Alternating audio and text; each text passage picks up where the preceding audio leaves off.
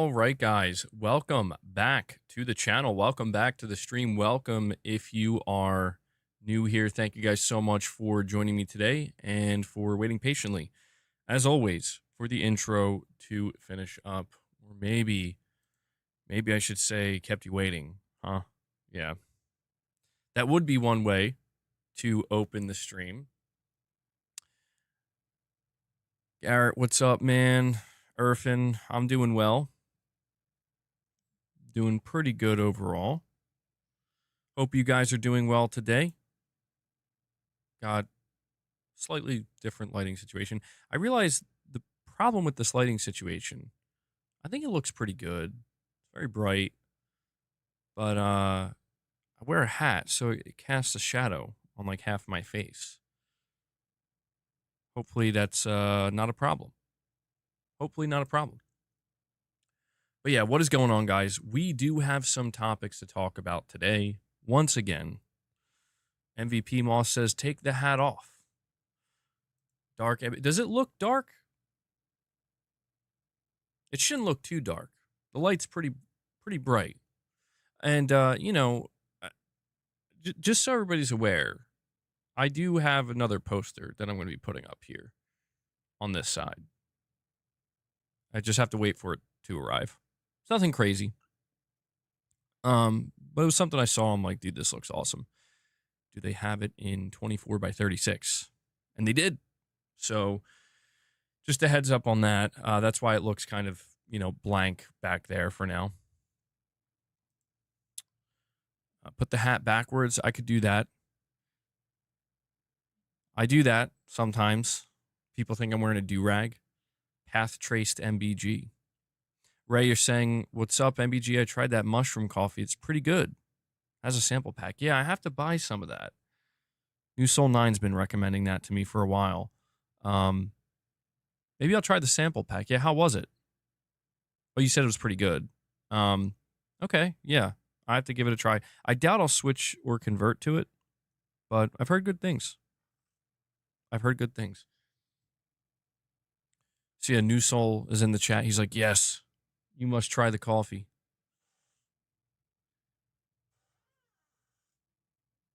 Hello. Is that you, Luna? Oh, Luna has entered the room. What's up?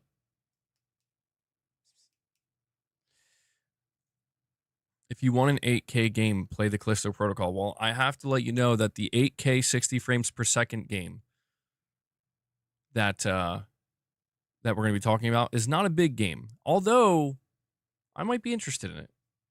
It's a smaller game. But we also have a CyberPunk update that apparently people were complaining because there was no official PS5 Pro support, but it does seem to be kind of enhanced to a degree, a small degree. It's boosted by the PS5 Pro. We're going to talk about that. Is this my new standard stream time? I don't think so. I think the past week and a half, the scheduling's been really kind of all over the place because I've had a lot going on behind the scenes, but also because I feel like today, for example, I was kind of waiting around a little bit. Like, is anything going to happen? Is there going to be any significant news? We do have topics to discuss, but I don't necessarily think anything that we're going to discuss here today would qualify as like big or breaking news. You know, MVP Moss is asking, when's the next members only stream?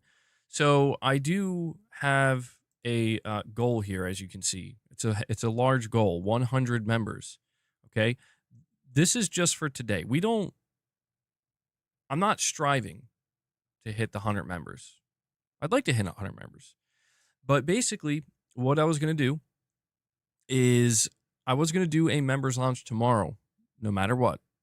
And in that members lounge, we were going to do the Astrobot challenge. However, I'm basically just opening the opportunity today. Like we're basically going to try to go for 25 members today, which is what we usually go for, so we can, you know, feed the beast and whatnot. But I'm just putting like a bigger goal up here as like a stretch goal for today, where if we manage to hit 100 today, again, I'm not expecting it. You know, any support we get today is great. But if we manage to hit 100 today, we'll actually expedite that. We'll do we'll do the Astrobot Members Lounge today, and then we'll do another bonus Members Lounge tomorrow.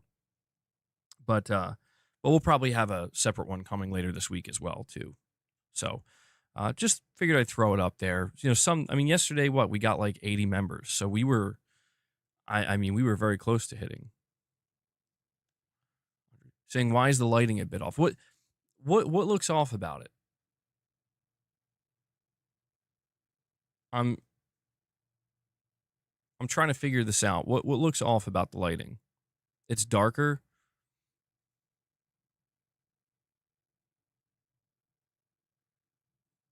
Do you guys agree with 0 Point? Does it look darker? Does it look worse? Should I like I can turn the light up. I can brighten it. I just don't know if it's going to get too bright. There is a shadow. You know, hold on. Let me see. That's how we're going to do it. We're just going to stream with sideways hat. There we go. 0 Point, you're saying yesterday was perfect. Really?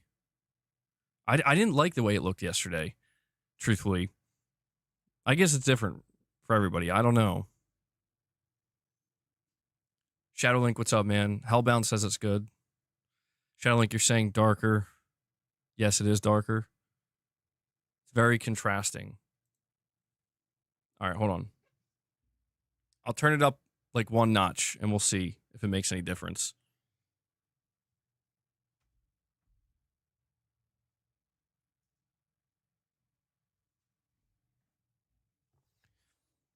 Oh my god, dude. I feel like there's a spotlight. Why am I in a cave? Is that the vibe this is giving?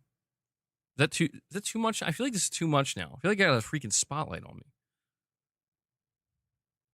me. I mean, but you guys will have to let me know. We need feedback on the lighting before we can talk about the topics. You need to diffuse the light. Why no natural light?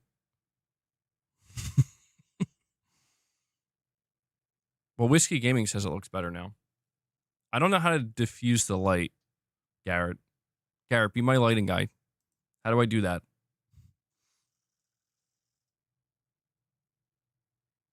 Don't fight.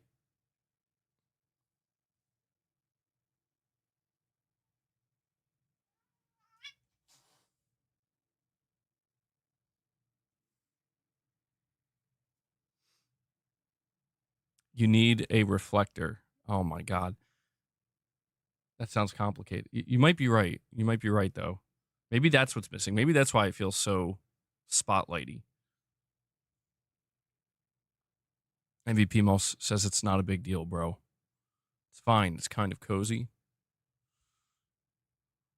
I need light boxes. Oh, geez. I mean, I just had the small ring light. I didn't know there was more to it.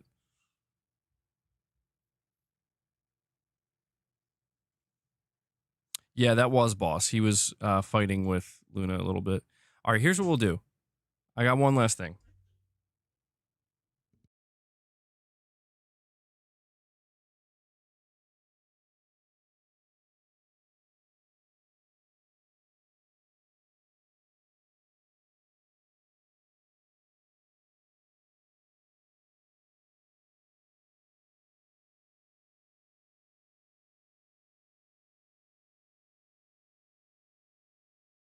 Sorry about that. Did that do anything? I'm just trying to figure out the lighting situation. You let me know if that changed anything, if it looks worse, if it looks better. I don't know. I'm just trying to do whatever is ideal. Sorry for being muted, by the way. So, like, does this look better? This does look better. Okay. Yep. I had the curtain closed. Apparently it made me look like I was in a cave. Which I guess is kind of cool. I don't know. Is that cool? Probably not. All right. Well, I'm glad we figured that out. Although I do need to check one more thing. That still makes the shadow. Still does the shadow. Irfin's like, no big deal, man. Yeah, I could probably just stream in the dark, and you guys would be like, yeah, this is fine. This is cool. But anyway, thank you guys for joining me today. Be Durag. We do have topics we're going to discuss. We're going to be talking about a new game for PlayStation 5 Pro that is apparently going to be running at native 8K 60 frames per second. We're also talking about the CyberPunk PS5 Pro update and what's going on there. Digital Foundry did a deep dive analysis so we can know whether or not there's actually an improvement. We're also going to be talking about Ghost of Yotei, specifically the length of this game, and it'll probably lead to a greater discussion. And also Helldivers 3. Hold on one second.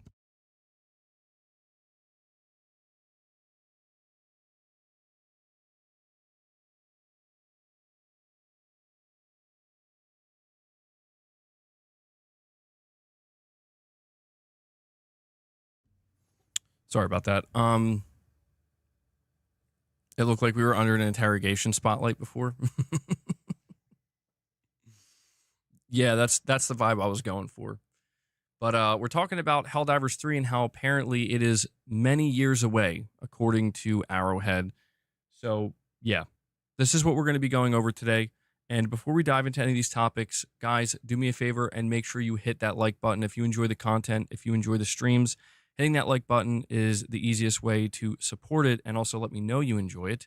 It helps with YouTube's algorithm. And of course, there are a couple of ways you can support the channel. Consider becoming a member, gifting memberships, dropping a super chat, dropping a direct donation. These are all ways in which you can support. We can only do this here because, you know, those who support the channel make it possible. So thank you guys, as always, for your support. But let's start with this game that's going to be 8K 60 frames per second. This is coming from PlayStation Lifestyle. They say developer Ripstone has announced a new game that supports 8K on the PS5 Pro, bringing the total of games that support the resolution to 5. Pure Pool Pro is billed as a hyper-realistic successor to the popular 2014 game Pure Pool, and it runs in stunning native 8K at 60 frames per second without using Sony's PSSR upscaler. Pure Pool won't support 8K on the base PS5, but in a statement to push Square, Ripstone pledged 120 FPS in native 4K for the standard console. We know this sounds like a tall claim, Ripstone said about Pure Pool's Pure Pool Pro, its resolution targets, but the nature of the pool being fixed around the table, your relatively lightweight proprietary engine, and our initial pre-alpha testing before any optimization leads us to believe it's achievable. So the base PS5 launched with the promise of 8K slapped onto the box, which Sony ultimately removed when it realized 8K was still a pipe dream. To date, only 5 games have received 8K support on the PS5 Pro. Actually, only one game on the base PS5, The Tourist, No Man's Sky on the Pro, GT7 on the Pro, and F124 on the Pro. There's also the Callisto Protocol. They forgot to list that one. So I guess that would technically make it 6. But yeah, this is not a big game. This is not a major game. However, I did play Pure Pool a while ago, and it was actually really good. It's a really fun pool game, and the graphics did look pretty good. Like for what it was offering, I was like, this is pretty nice looking. So I don't know. I don't know if there's anybody who's into these types of games, but if so, and if you have a PS5 Pro, you are looking at a native 8K, 60 FPS. So if you don't have an 8K screen, it should downsample and it should look even better than 4K. Like you should notice a difference. But yeah, I don't know how many people actually have 8K screens. I have to imagine it's not many at all. Yeah, I think 8K is unnecessary. I think this is more of just like a selling point, to be honest, if I had to guess. Maybe we could check out the trailer though. But I'm going to test something out and see if this works.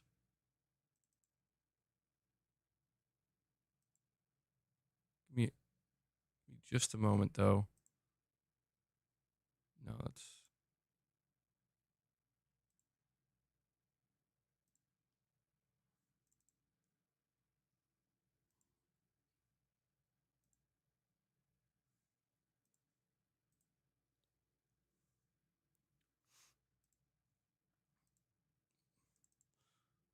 This should work.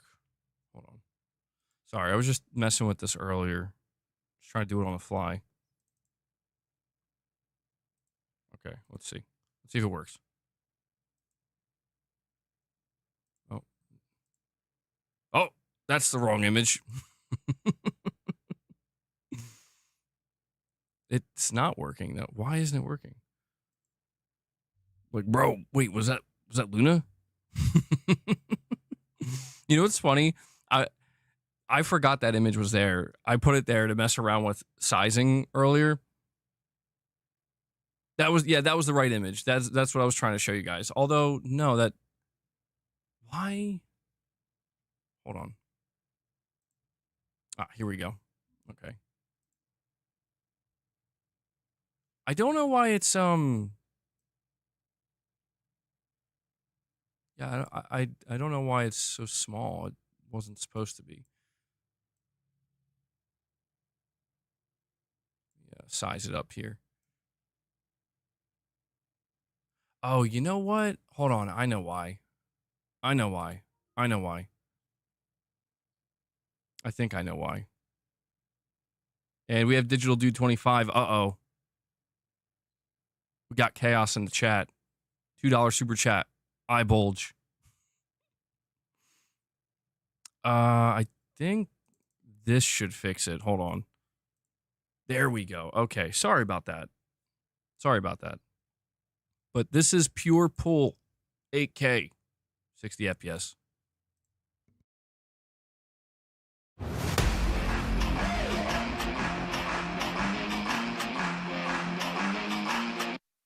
Holy shit, those graphics.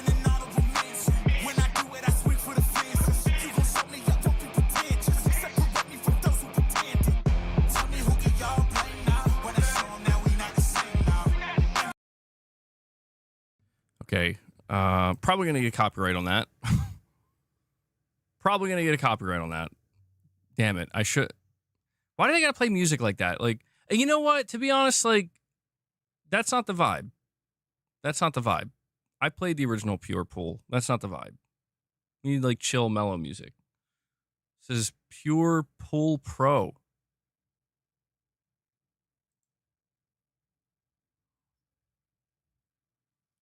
Wishlist now. So I guess it's not even out yet, but it should be coming out hopefully soon. But yeah, let me get out of here. You might hear all the sound bites go off at one time. See, this is why I stopped doing this. I'm going to move over to the regular scene now. And when I do, you're going to hear every sound bite go off at one time. Next stream so we can hang out and eat snacks together. It's gonna be a good time. Meow. I found a strand on me.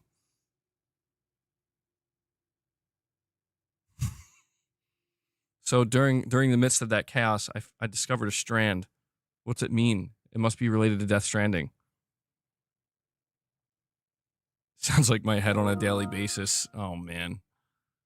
Yeah, that's not good, whiskey. That's not good, bro. Digital Dude 25 with the $2 chat says, I feel like Astro could hit 8K if they wanted to. I think they could. Yeah, I was recently playing it on the PS5 Pro for the first time since it got PS5 Pro enhanced, and I did notice a difference. It looked a lot crisper, and I really liked the way it looked. But yeah, I feel like they probably could push it to like 8K. Although, I don't know if they could get it at 60. Yeah, I'm sorry about that. You could still hear the crazy Arnold. I apologize. I apologize. That's why I can't switch scenes like that. I don't know how to silence it when I'm transitioning scenes like that, because every time I go back to the main scene, it just automatically lets it rip, man, and it's not good. It's not good, as you can see. Oh, I gotta complain for a moment here, if you guys allow me. I'm actually complaining about a viewer. I'm not going to name this person. Okay, that's the 50 bomb sound. Yeah, I'm not going to name this person, but and they're not. I don't think I've seen him in the live chat. But I got this comment yesterday, and like, I I don't think I can give it the benefit of the doubt. This comment was somebody leaving. Was it so loud? I'm sorry, guys. I apologize. I didn't realize it was going to be that loud. Somebody left a comment and they were like, "Why can't you timestamp the streams for us so we can skip the boring parts?" And something like, I don't want to watch a 10-hour video or something. And this just, like, this really bothered me because it got, like, 13 upvotes or something. Like, this really bothered me for multiple reasons. But the biggest reason is, like, what are you talking about? What are you talking about? Like, even if I give this person the benefit of the doubt and they're, like, a new viewer and they don't understand that, like, the timestamps come a little bit after, Because this Devil Shooter... What annoyed me is that Devil Shooter does the timestamps for literally every single stream. Literally every stream. Every one. And even the ones he doesn't have to, he still does it. And, like, even if this viewer who left this comment was new, why did it have 13 upvotes? You're telling me 13 other people are just totally unaware. There's no chance. There's no chance. There's no chance. But it just... it just annoys me because it's like, bro, we've been doing timestamps consistently this way for a long, long time now. A long time. And I don't appreciate when people make it seem like that's something that's lacking on the channel, when in reality, it's like, no, dude, Devil Shooter. The reason why I don't bother doing them is because Devil Shooter does a great job. He does them extremely well. He even, and here's the other part too, is that he even segments the member section. So for people who don't want to watch, like, when we're getting memberships and having, like, member trains or whatever, he even does that. That's how considerate he is. I don't know, man. I gotta defend Devil Shooter a little bit here, and it bothers me where it's like, why do people not, like, because even if that was that person's first stream, all they would have to do is check 1, 2, or 3 other streams. That's all they would have to do. And if they did that, they would see, like, oh wait, he does do timestamps. Like there are timestamps on the channel. And to make matters even worse, like, dude, I upload videos, like, multiple times a week as well. Short form content for just the topics. I don't know, man. I don't know. If we didn't do timestamps, that'd be fine. I totally understand that complaint. I totally understand it. But Digital Dude 25 says, call that son of a bitch out. Digital Dude, he's so ready for the violence, man. Silent Spartan in the chat saying, MBG, you getting reps in today? I do owe reps from yesterday, yeah. We will be doing reps today, no matter what. But hey, if you guys want to drop memberships, if you want to hit goals, we'll do a whole well, not a whole workout, but we'll do extra reps on top of extra reps, because that's what I owe you at this point. And Silent Spartan does it. Silent Spartan comes in. I was wondering, I'm like, this dude, he's been stopping by. Silent Spartan's been coming in, dropping. I've lost count, dude. At this point, it's got to be hundreds of member gifts. He comes in, he drops a 50 bomb. Holy shit. Perfect excuse for me to drop my new Arnold. And he drops a second. Nobody panic. Sound the alarms. Dude. Hold on. You know what? I can't do that. I was gonna play all of the sound bites again at one time, but people were saying, wait, hold on, wait. Dude, you just broke, what are you guys doing to me? You just broke my brain. Silent Spartan dropped 50, and then Shadow Link dropped 50. Look at, that's crazy. Dude, your names just totally blew my mind. This is not the first time. They've done this before. And Capone's like, come on, bro. How you gonna mess up his name like that? Silent Spartan, Shadow Link. I'm sorry for getting you guys mixed up, but you both have X's in the beginning and at the end of your names, capital X's. and then an S following the first X. So I'm sorry. I'm sorry. I've shamed myself.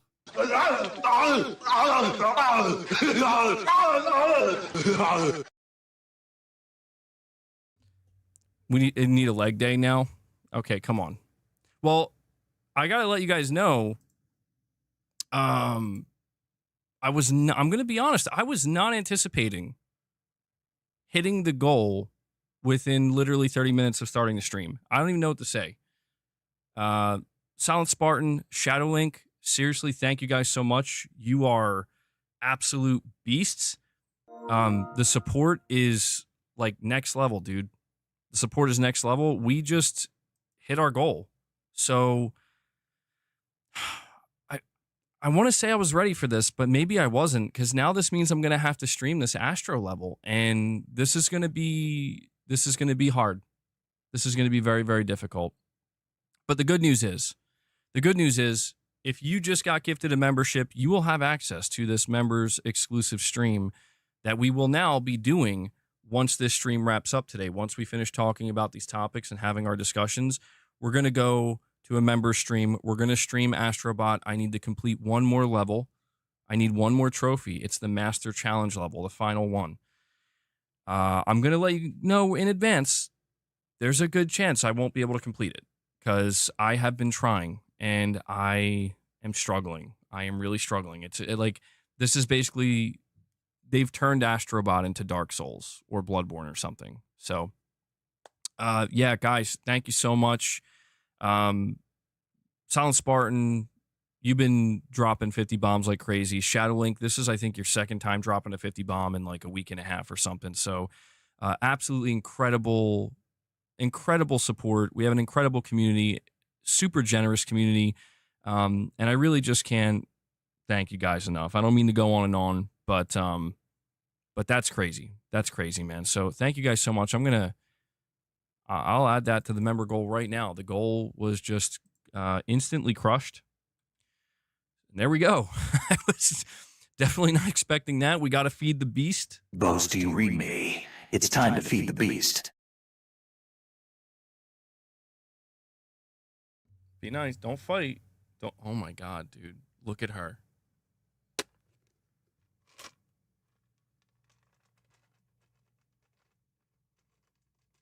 So we're running very low on treats. We only have a little bit left, but we should have enough to just give. Yeah, we should have enough to get them both fed with the treats today. But we have a treat refill coming. Shadow Link says, and I'll read the super chats. I'm sorry, I'm just a little bit behind. He says, MBG Silent X Shadow 100 bomb. I was going to ask Silent if he was going to drop a 50. I would too. And as I thought he dropped one, so did I too. That's awesome, dude. Yeah. I feel like, I had a feeling you did that on purpose, because I thought it was Silent Spartan again. I'm like, man, he just like dropped 100, but no, you guys tag teamed it. And I feel like that's the way you did it last time too. Yeah. Thank you so much, man. The generosity is truly next level. And again, I just want to make sure that it's understood that it's support like this. Those of you guys, those of you who are dropping, whether it's a single membership, 5, 10, 20, all the way up to 50 multiple times, whatever it is, like that's the type of stuff that it all adds up, and it makes it so that I can continue to do this and really, create the content on the channel, man. All right, let me read these super chats too. I'm sorry to keep you guys waiting on that. I have to refresh my YouTube studio. Hold on one second. And we will get to the topics. No worries there. Well, we did, I guess, cover the 8K60 FPS topic. We have Isley with a $5 super chat. Thank you, Isley, saying, I got the Platinum in Death Stranding 2 last night. Pretty grindy, but fun. That's a total of 150 hours between the director's cut and 2 back-to-back. Dude, Isley, that's wild. I'm actually, I don't know. I feel kind of bad because, like, I haven't even beaten Death Stranding 2 yet, let alone thought about the road to the Platinum. And you beat Director's Cut.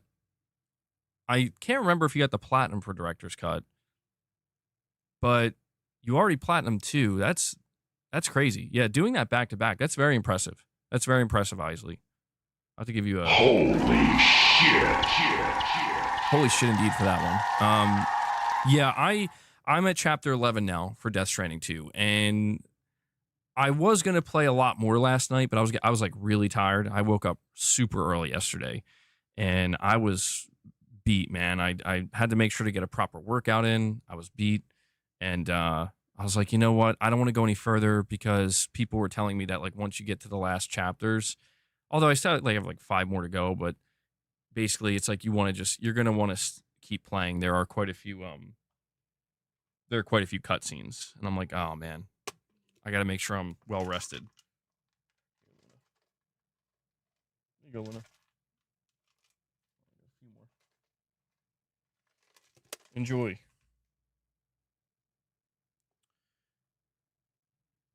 I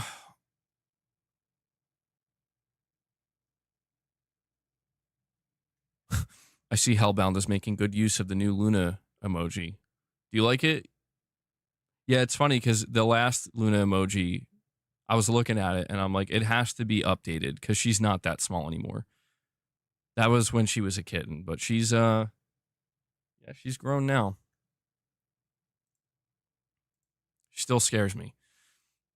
And Rich Rod sent a direct. Okay. Sheesh.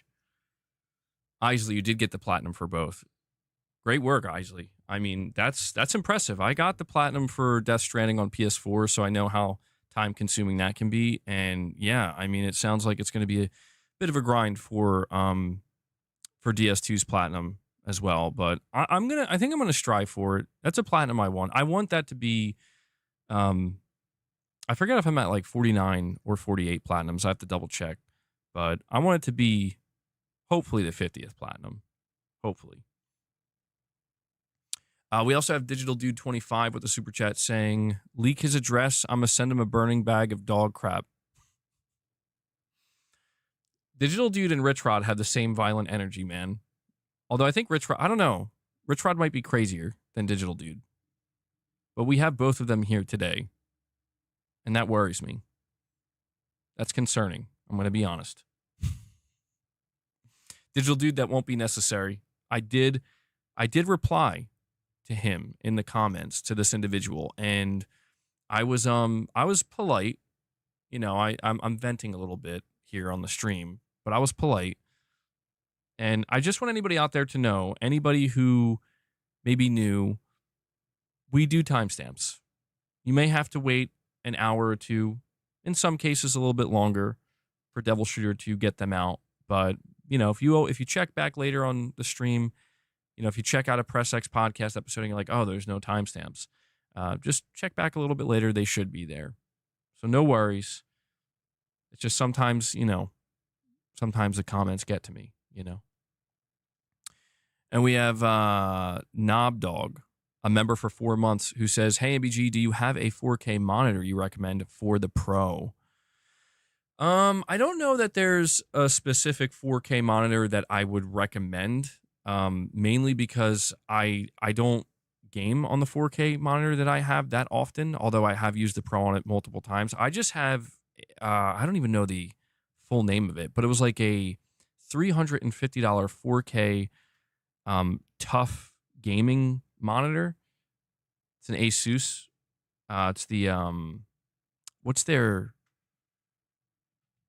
like the Republic of Gamers or something? Is that like the ROG? That's what it stands for. Yeah, it's like an Asus ROG monitor, or they call it like tough gaming. I don't know. They got all this crazy branding on it, but it's nothing crazy. It's a very simple monitor. It's not overly expensive. It seems to have most of the basic features that you would need, like VRR, and you know, it can go to 120 hertz, all that good stuff. But honestly, this is where I'm going to have to refer to the chat. I would assume there are people in the community here that do a game exclusively on a monitor. I've seen people talk about that. I don't know if they're here right now, but chat, do you have any solid recommendations for Knobdog here for the PS5 Pro when it comes to a monitor he should look into. Polygons, you're saying tough is their entry level? Okay. Strix is the next level up in the hierarchy.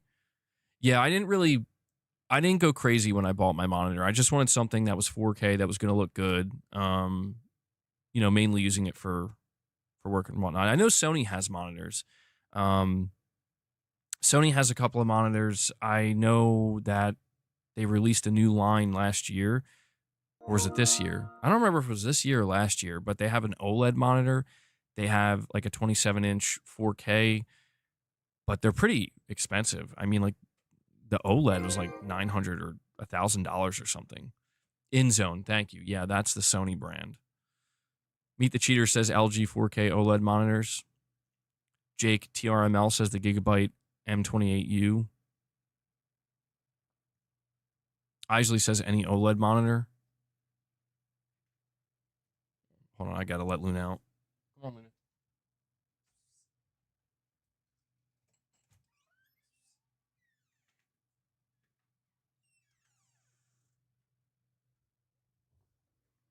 Rich, I'm gonna read it. Don't worry. I have to read Michael Lynch's super chat, and then I'll read your direct. Yeah, so Knobdog, I apologize that I can't give you a specific monitor recommendation. But sorry,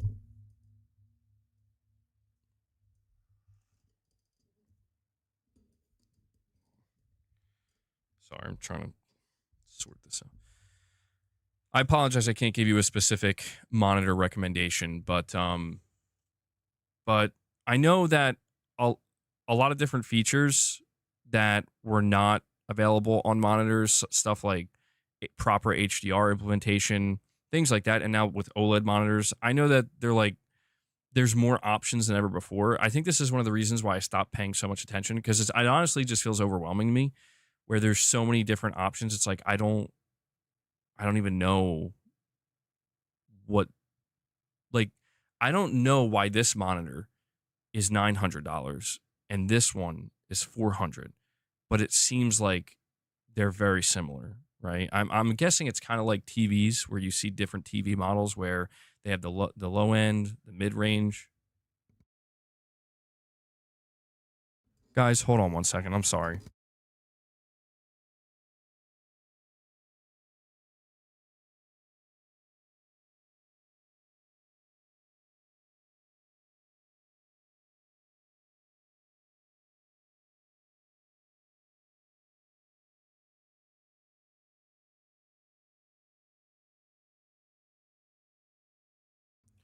I'm sorry, I have to keep walking away. It's these damn cats, man. I'll tell you. Luna, it's mainly Luna. She just doesn't care. She'll come in and she'll be like, "Is it time for treats? I want the treats. That's the only reason I'm here. I'm not here to hang out. Give me the treats." I give her the treats. She gets out. She wants to leave, and then she's getting into some kind of, she's causing trouble out in the kitchen. We have Michael Lynch with a super chat. Thank you, buddy. He says, "Don't let random comments or questions take you way off topic today, and you'll be able to hit a good time to end the stream." Yeah, Michael, we are definitely a little bit behind when it comes to talking about the topics. I do apologize for that. And I wasn't even able to make a proper video today, but yeah, I'm going to try to make sure we make decent time on this stream today. We do have at least 3 more topics to discuss. And like I said, when we wrap up today's stream, we will head to the members lounge and we will do that Astrobot gameplay. Meet the Cheater says MSI also have very good 4K OLED monitors. And Night of Cypher says QD OLED is endgame for panels as of today. Okay. Well, there you go, Knobdog. According to Night of Cypher, if you're looking for like the best of the best when it comes to a monitor to pair with your PS5 Pro, QD OLED is apparently the way to go. I'm not sure what brands actually make QD OLED, but yeah. All right. So just to wrap up the first topic we were discussing, again, nothing major. There is a PlayStation 5 game that's going to be releasing. We don't have a release date for it, which was a little bit surprising to me. I thought we would have gotten a release date for this Pure Pool Pro game, but they did confirm that it will run at native 8K 60 frames per second on the PS5 Pro. On the base PS5, they're promising 4K 120 frames per second. The only reason I'm covering this the way I am is because of what I said earlier. I did play the original Pure Pool, and I actually really enjoyed it. It was a really well made pool game. So this is actually a title that I probably am going to buy when it comes out, surprisingly. But hearing that they're really kind of taking full advantage of the Pro hardware, I guess is just a little bit of a bonus for me. But there you go. I think that's the 5th, or I think the 6th 8K game on the PS5 Pro. And we do have a direct donation from Rich Rod, who says, Colt, I can't stand you. Want boss and his goons to jump your pets and scratch their eyes. Make them go blind. Go make love to Jez and Phil again, you butterscotch. You know, Rich Rod, like, I'm trying to, like, center myself here. I'm trying to, like, trying to walk the path of peace, man. Trying to be as professional as I can, walk the path of peace, and you're just like, yeah, well, I hope boss scratches your eyes out, or your cat's eyes out. Like, bro, boss ain't like that. Boss is not violent. He's not. You say his goons, though, boss and his goons. I will say, if Luna counts as one of boss's goons, the original meaning, she might. She doesn't mess around. Wait, Shems, you're saying Pure Pool, a bathing game? Yes, a bathing game. Rich Rod, thank you as always for the $2 donation. I would say that you owe 5 more memberships, but considering we had 2 different people drop 50 memberships each, I'm going to say that your tax is covered. The Rich Rod tax was covered, so you're good. We also have PlayStation Pete, a member for 42 months at Play Has No Limits Plus. He says, MBG, I sent you a photo of my 100% completion of all Astrobot levels and trophies, treating one of my ex-bosses from Papa John's and her family to Universal Studios. I should have the platinum per rebirth in 1 month. Dude, that's so impressive, man. I've been waiting for you to let me know when you platinum rebirth PlayStation Pete, because I think that will probably be your most impressive platinum. Maybe not. I don't know. You have a lot of platinums, but the only other person that I remember letting me know they platinumed that game was Josh Z on the channel here, and he basically said how he went crazy doing so. So you'll definitely have to let me know when you get that done, PlayStation Pete, and that's really nice of you. You're treating your one of your ex-bosses from Papa John's. Is it Papa John himself? Gotta be careful around that dude. I haven't had Papa John's in a long time. I love Papa John's, by the way. That's like one of my favorite pizza places. I know it's like, it seems to be pretty divisive where you either love it or hate it, but I like Papa John's. I do like Domino's too, though. But where I live, I have so many pizza places around me. It's like it's great, to be honest. So thank you for that, PlayStation Pete, and thank you for being a longtime member. And we also have Isley coming in, dropping a single membership gift, keeping the member train going today. We hit the goal of 100, but Isley brings us up to 101. Thank you. Appreciate it. Good stuff, Isley. Thank you. So let's talk about CyberPunk for a couple of minutes here. All right, I want to give you guys an update on the CyberPunk situation.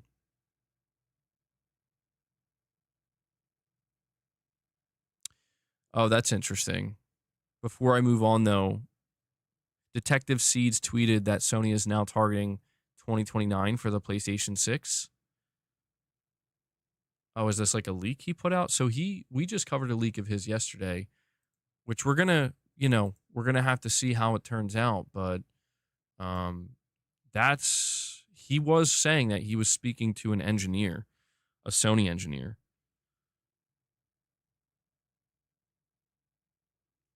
Let me read what he's saying here.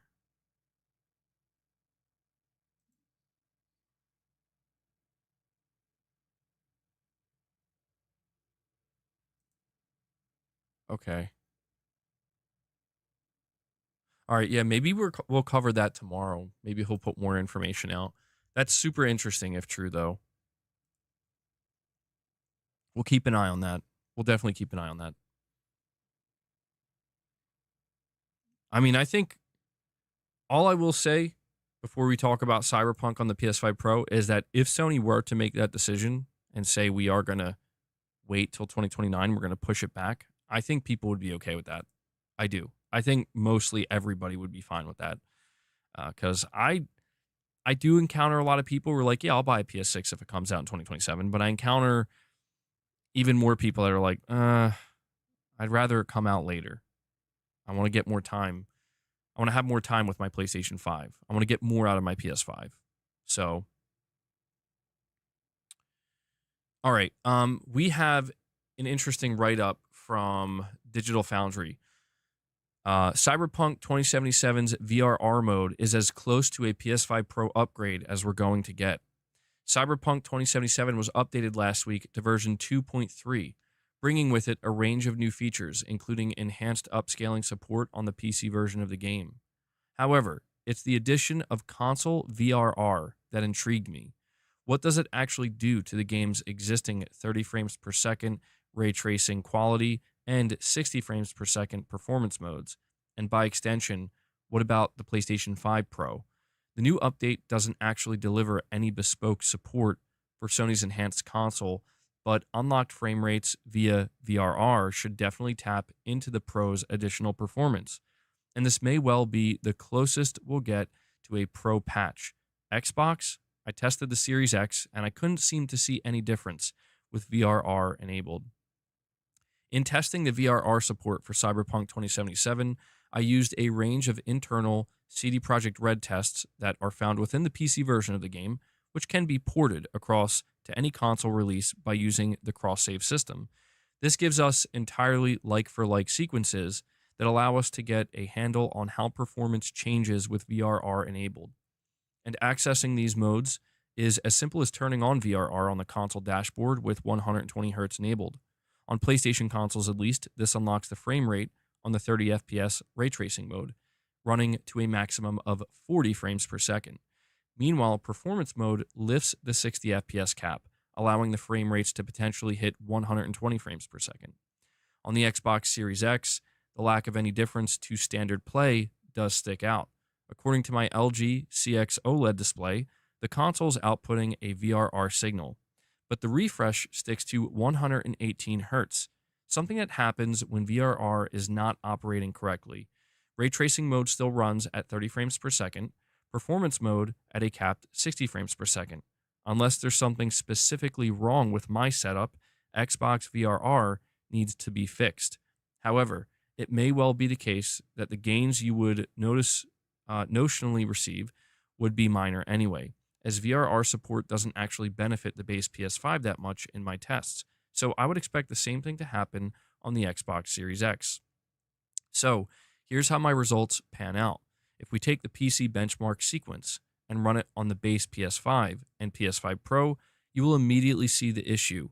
An average 62.84 frames per second on the standard console falls well short of the 81.3 FPS average from the PS5 Pro, a 28.9% advantage. The frames per second differential ranges from circa 10% to 45% as the sequence rolls out, so that 28.9% lead is not a sustained average. It is variable. However, running on a VRR screen, it is clear that the PS5 Pro is much smoother.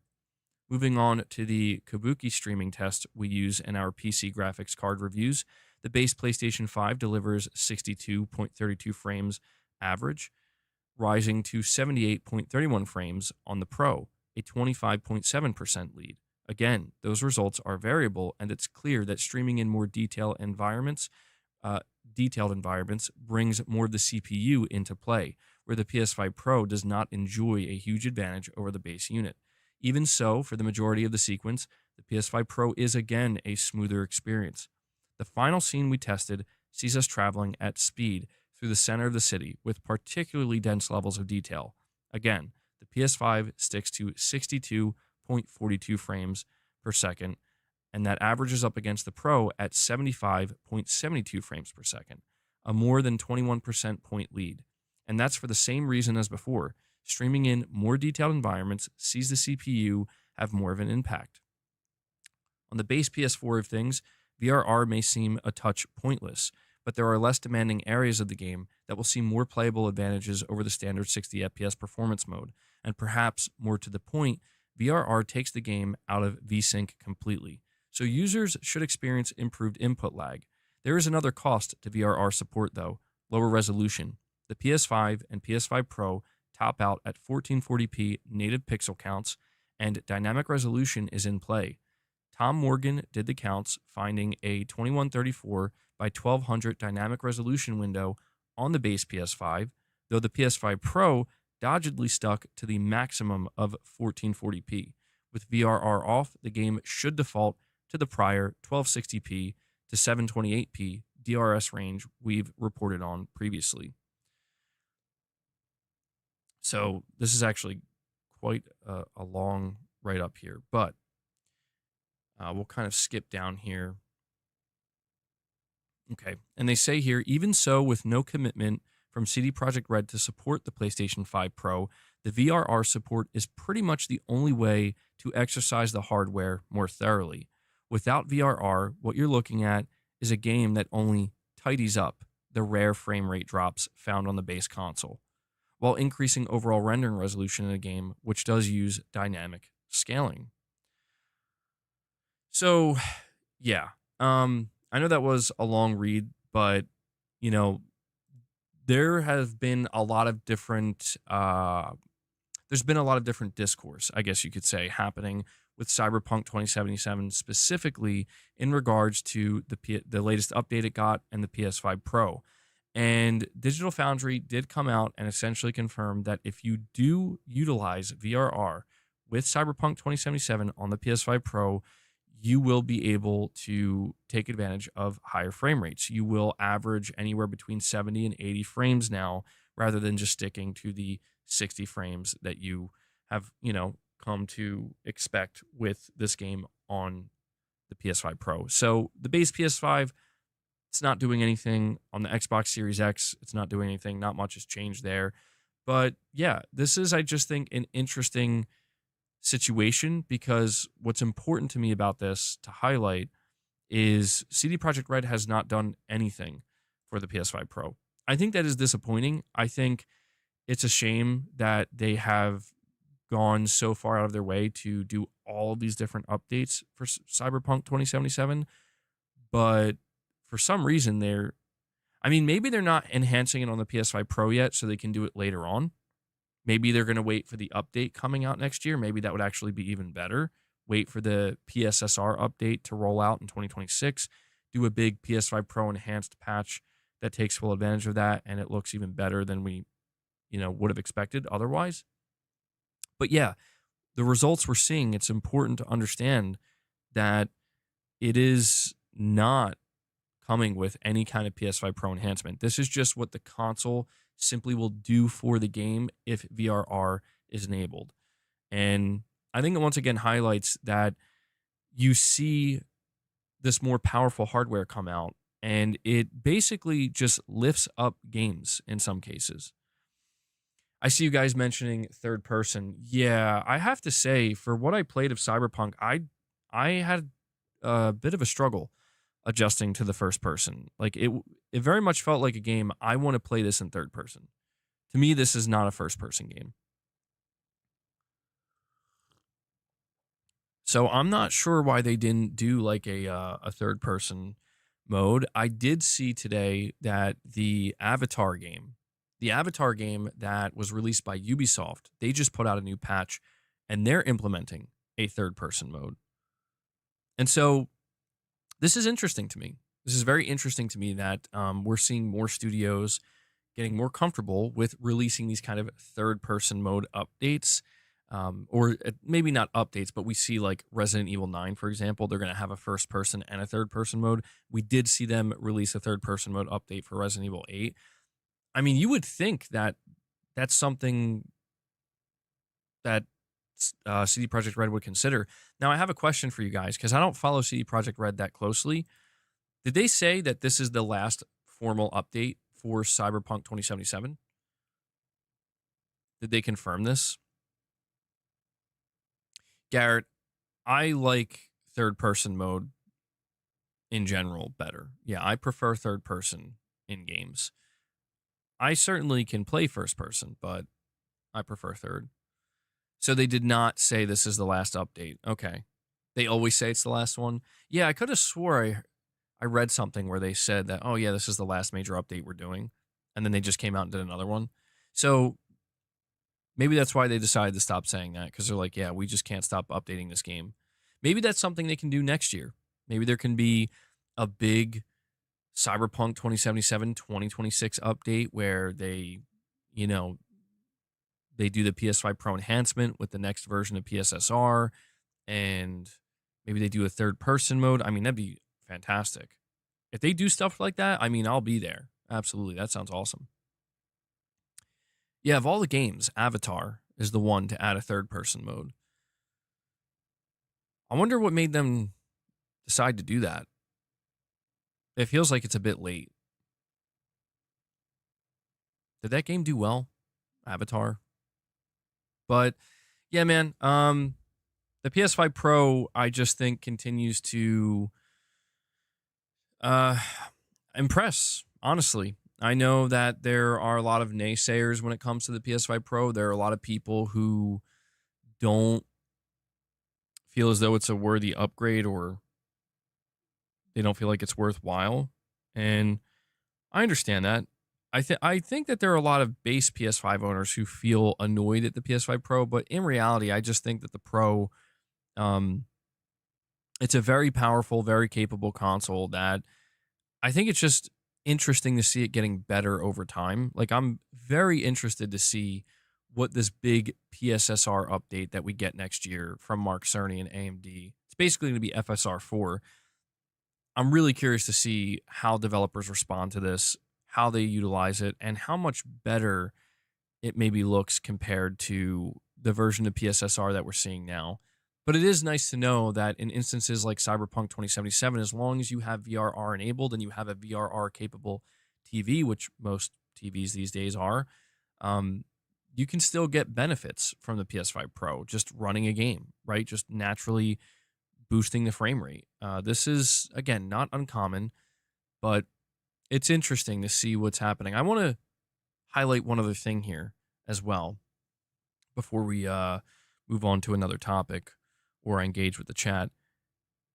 I read a comment from somebody where they were like, we're seeing the PS5 Pro boosting a game like Cyberpunk 2077, which is considered a very demanding game.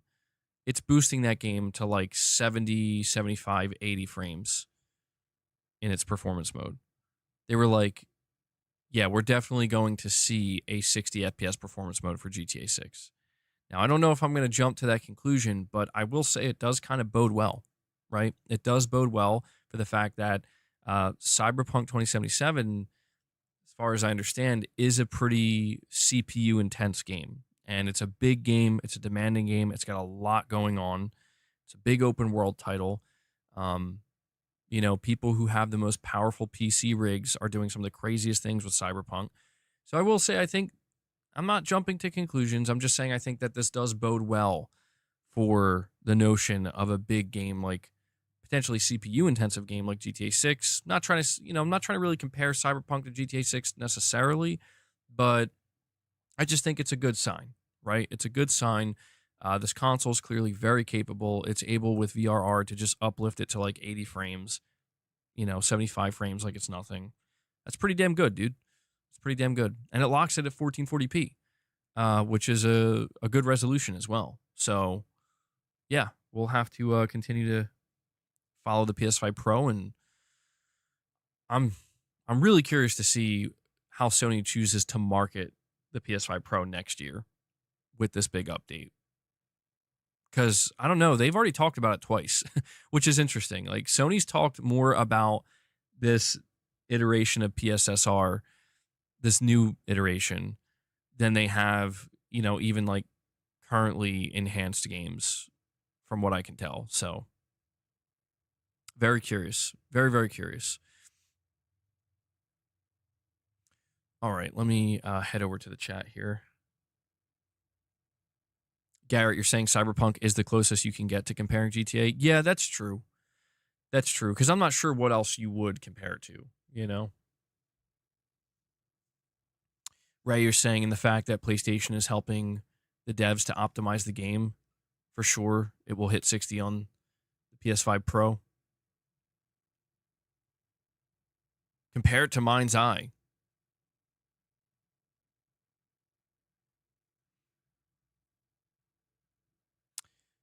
Night of Cypher says, I would hold off investing into mini LED until the series has our RGB mainlined, or mini LED, sorry. That's the end game, mini LED. We are talking next year for some. Pushing Polygon says, Wes, I'd be happy with 98-inch, though LG has an OLED at that size, but that's also $25,000. Dude, a 98-inch OLED, my God. We have Laman, longtime member for 19 months. Laman, thank you for the support. You're saying, MBG, you must play Disco Elysium. That's a game for you. And also, can you show the trailer for Nobody Wants to Die? You're going to madly play it for life. That game sounds familiar. Nobody Wants to Die. I think you've recommended this game to me before, Laman. Nobody Wants to Die. Hold on. I don't know if I'm going to play Disco Elysium. I've heard it's a really good game. It's an older game now, though, isn't it?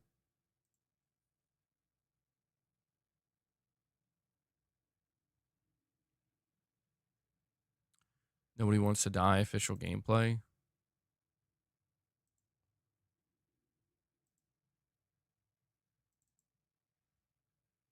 Let me see if this will work.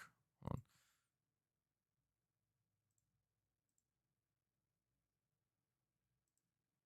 This trailer is from a year ago, so this game is already out.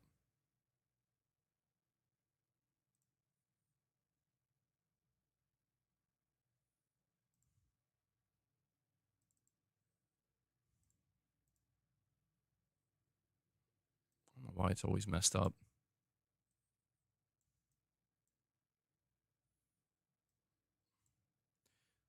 Check it out real quick. 358, suspected murder.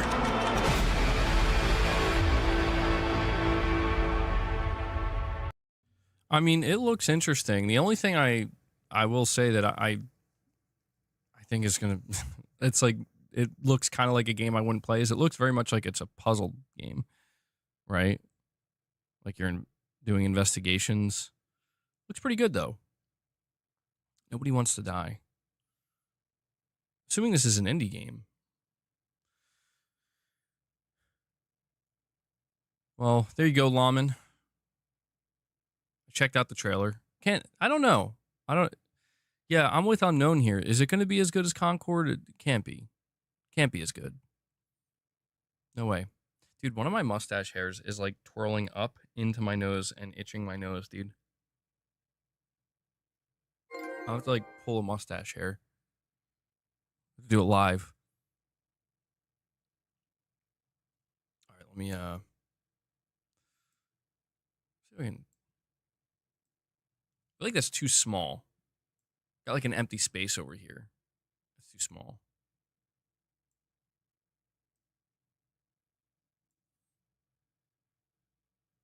All right. But you're welcome, Lawman.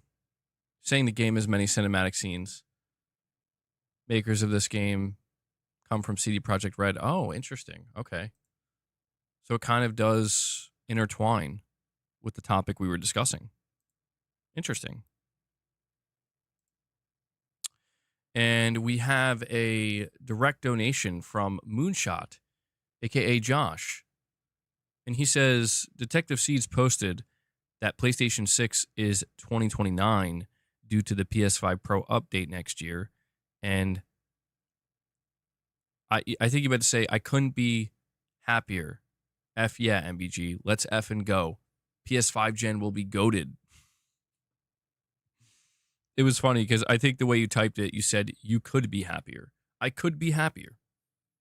So could I. We all could. Right? We could all be a little bit happier. Yeah, no, I saw that. I think we're going to save that for tomorrow's discussion, though. Because I am curious to see if he puts anything else out or if we can get any kind of corroboration. The only thing that, I mean, like, is his source straight up Mark Cerny?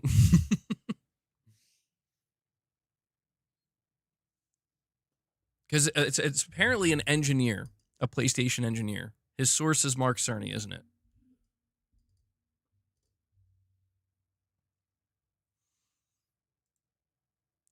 Yeah, Josh, I do think that if the PlayStation 5 generation gets extended, it would be a good thing, especially because of the PS5 Pro's existence. I think it's very clear that the PS5 Pro is a great piece of hardware, although the base PS5 is still doing great. I want it to be known that any praise I give to the Pro isn't taking away from the base PS5. It's just that the Pro it still feels like it has so much untapped potential, an immense amount of untapped potential. But the same can be said for the PS5, where the PS5 feels like it hasn't been tapped out completely yet, you know? So I think there's just a lot more to get out of this generation. But I don't know that I'm convinced yet. I still think Sony, well, it is worth noting that one of the main reasons why Sony would want to delay next generation could be financial reasons. Because if they're trying to launch a new console in 2027 or 2028, I mean, you know, I guess what I'm trying to say here is there's a chance that Sony would want to wait until Trump's term is up and, you know, a new, there's a new president of the United States and what differences there will be in the approach to the economy, because I think Sony right now is very worried about, it's going to be JD Vance, yeah. Dude, the memes. Sony already made it clear that they may have no choice but to,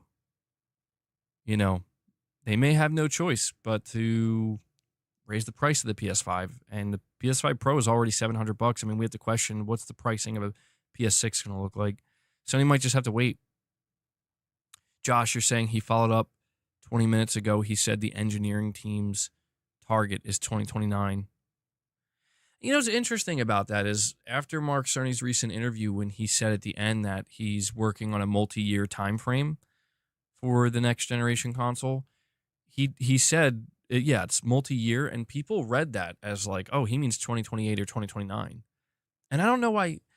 I guess that's because when people hear multi-year, they don't think 2 years. When people hear the term multi-year, they think 3 or 4 years or more. 2 years could technically, I mean, that still technically falls under multi-year if you're using that terminology. But I can understand why some people assume he means 2028 or 2029. Robert, thanks for hanging out, man. Enjoy the rest of your day. Wes says, oh no, don't start that. Why would the PS5 see a price increase now? They just went on sale. I don't think they're hurting, bro. Well, Wes, it's because Sony did make it clear that they made it clear that they stockpiled PS5s in preparation for the tariffs. And once that stockpile runs out, I think their only other option is to sell the PS5 at a loss. And I'm not sure how they're going to respond to that. We also have Raven X0, a member for 11 months. He says with his milestone chat, PS5 Pro just keeps getting better and better. Mark Cerny, all credit to him, the architect. Well, that's the thing, man. Mark Cerny, I mean, I'm not sure who else you would want designing your console. I say that with all sincerity. Like, I really don't know. Is there somebody else out there that has more experience, that knows more than Mark does in this field, that knows how to thread these needles? I mean, I feel like Mark Cerny is the one person that, like, you know, from the outside looking in, like, I think Sony's really lucky, truthfully, that, like, this dude wants to work with them.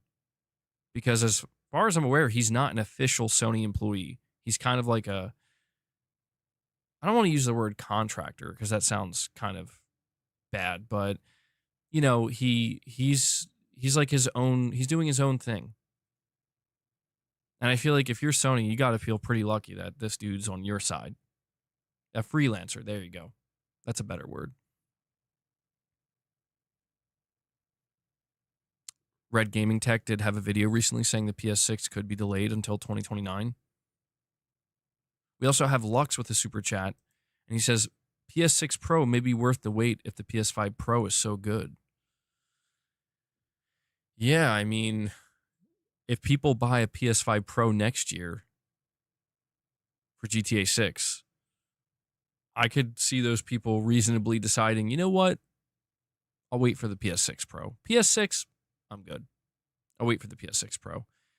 And truth is, that'll probably be around the same time that the PlayStation 6 version of GTA comes out anyway. You know? Damn, Michael. Some things I just wish I never read. Yep, PlayStation 6 Pro, Irfan, you heard that right.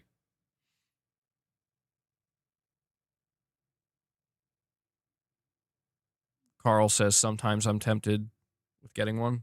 What, the PS5 Pro?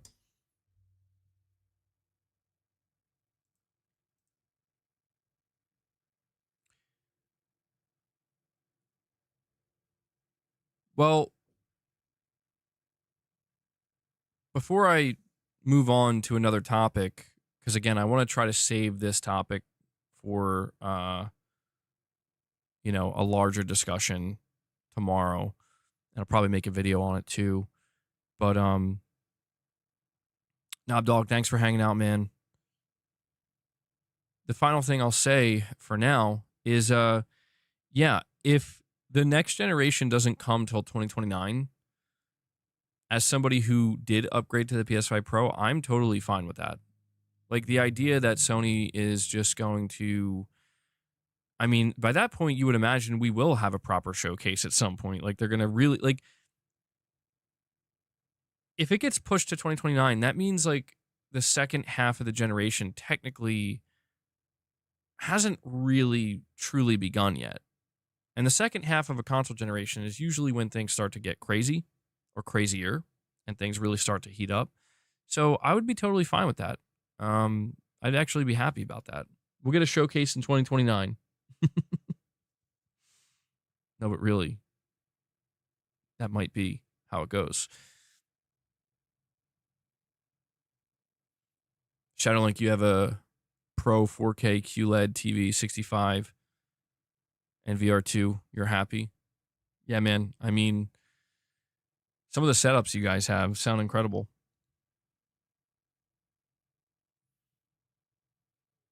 Okay. Henry 3K says he's fine with the Pro until 2029.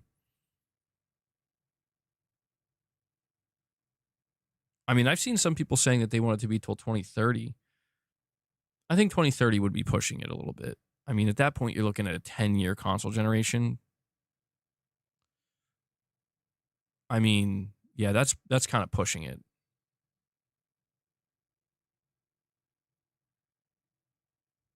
Well, we also have to question if they're targeting 2029. I mean, it could be maybe not holiday 2029, maybe early 2029.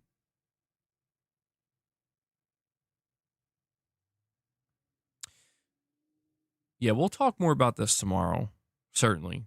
We'll have to have a whole dedicated discussion towards this. So Fizzant could be a launch game? Doubtful. Fizzant, I think, is going to be a year 2 or year 3 game for the PlayStation 6.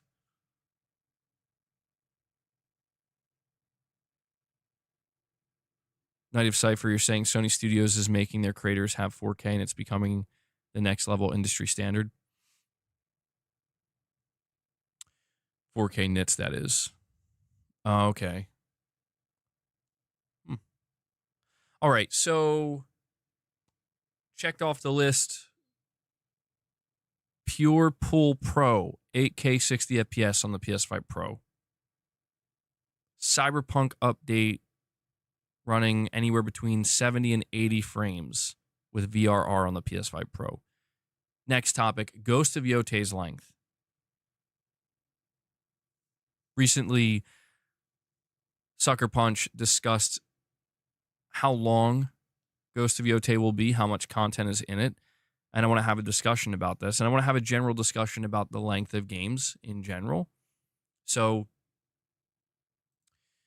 this is coming from Gaming Bolt. They say whether it's the rich, expansive environments, epic story of revenge, or open world structure, Ghost of Yotei looks to be a lengthy game. However, those expecting something that will dwarf Ghost of Tsushima should somewhat temper their expectations.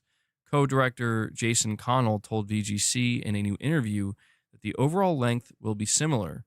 According to How Long to Beat, Tsushima's story requires an average of 25 hours to complete. With extra content, it can easily take 46 hours, which is not too shabby. However, this will seemingly vary in Yotei based on the player's approach, and you can expect a greater variety of activities throughout. Also, despite Sucker Punch providing more freedom, Connell is adamant that the team will not abandon the structure of the story. One of the things I love about the Ghost franchise is that there are a whole bunch of options to make it your experience. We have this approachable samurai cinema-inspired game, and so the trick for us as developers is to create a game that provides the extra level of creative freedom. We strive for allowing players to enjoy it, while at the same time, we're never going to abandon the structure of the story. We did discuss that separately. This is something that I think does need to be reiterated because I have seen still some confusion around this. There will be a traditional story structure for Ghost of Yotei. There will be a beginning, a middle, and an end. You cannot just go and do things as you please. You will have the freedom to explore the world and engage with certain things in that world. But it's not like you're going to be able to play the story in a different order. So they did clarify that.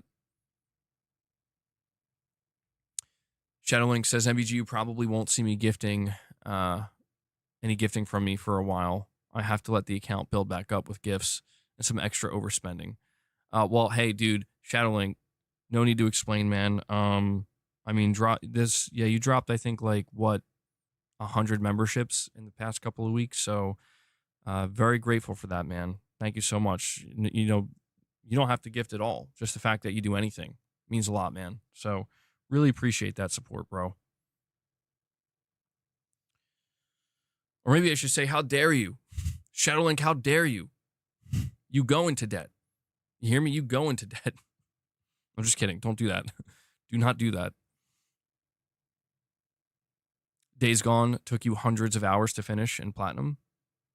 Well worth the money. I mean, dude, yeah, I still have to try to 100%. I still have to try to 100% Days Gone, and it's tough, man. Because now I'm caught up in Death Stranding, and there are other games coming up that I want to play.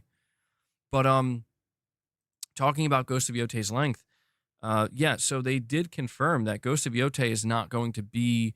This, to me, feels like a Spider-Man 2 situation, where pretty much Spider-Man 2 was, I think, the exact same length. Very, very close to being the exact same length as Spider-Man 1.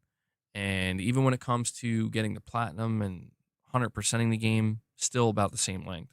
So I'm guessing that Yotei is pretty much going to be the same in that sense, where it's going to be about anywhere between 20 and 30 hours, give or take, to complete the main story. And then if you want to 100% it, you could be playing anywhere between 40 and 60 hours, depending on how you play it. For me, what's really interesting is it took me like 160 hours to do everything across the entire package of Ghost of Tsushima Director's Cut. That's the main game, the Icky Island DLC, as well as the Legends multiplayer. So, I put out a post asking people on Twitter like how they feel about, a 15 to 20 hour game for $70. Does that feel like it's too short, or does that feel like it's just right? And I mean, my opinion on this has always kind of been the same, where I feel like it's not about the length of the game, it's about the quality of the hours I'm experiencing in the game, right? So like Ghost of Tsushima could have been a 12-hour game, but if every hour of that game is some of the most high quality gaming ever, and like every hour is just really meaningful. I refer to The Last of Us Part 1 with this, because this game, that's interesting. I've always felt like it was a little bit shorter. So like The Last of Us Part 1, it takes about 15 hours to beat. You can beat it in less than 15 hours. You can beat it in like 11 or 12. You could take longer than 15 hours. But The Last of Us Part 1 is a great example of, like, I think a game doesn't have to overstay its welcome, you know? Like, I think that some of these really big AAA games, they feel like they have to kind of pad it out a little bit. Now, granted, I think Ghost of Yotei is different because Ghost of Yotei is open world and there are going to be many different activities you can partake in. So it is understandable, right, that there are going to be some more like low key moments where there are going to be things, frankly, in Ghost of Yotei that some people would consider padding. I think for most people, they look forward to that if you're into these open world type games.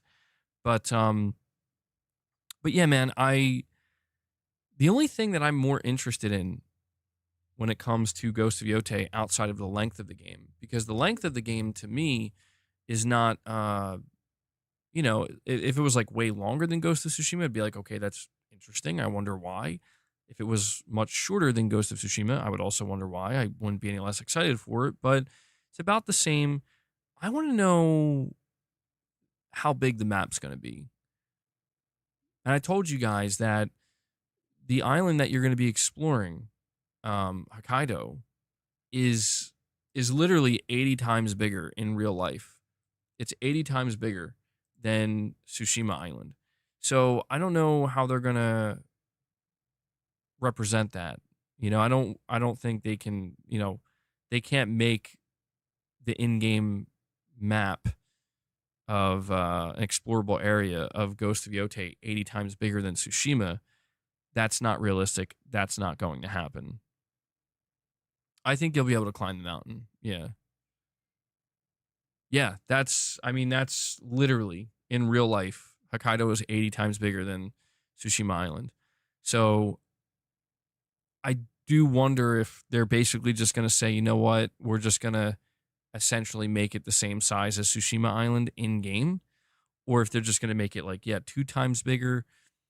I don't think that if you notice in the state of play, they didn't reveal the entire map.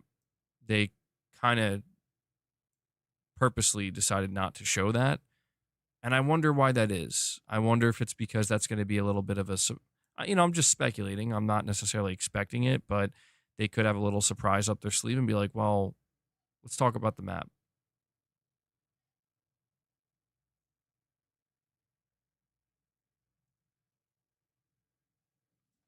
Hold on one sec, guys.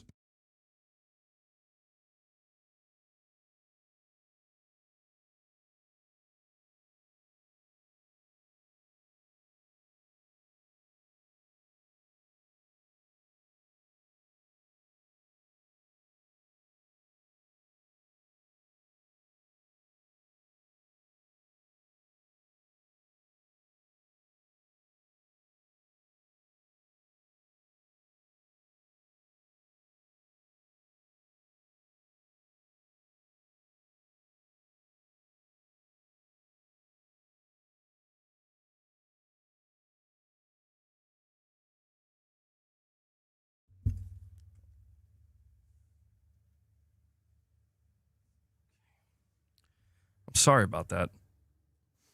Tsushima felt big. Took a long time to ride from north to south on the map. Yeah, I mean, that's what's interesting, man, is like,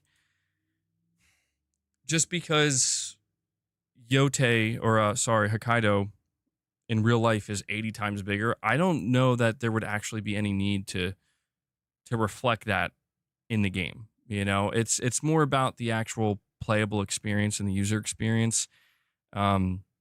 Maybe the game really doesn't need to be much bigger in terms of the size of the map. But we will see. I did notice that, though, in the state of play. They did not show the map, and I wonder if there's a reason for that. But, I mean, if Ghost of Yotei takes me about 25 hours to complete the main story, I'm good with that. Because that'll mean it'll probably take me 45 to 55 hours to probably 100% it, maybe longer. I wonder if they're going to do DLC for it like they did with the Iki Island for Ghost of Tsushima. And again, I do wonder if they're going to be doing a Legends mode. You think 30 hours, perfect image?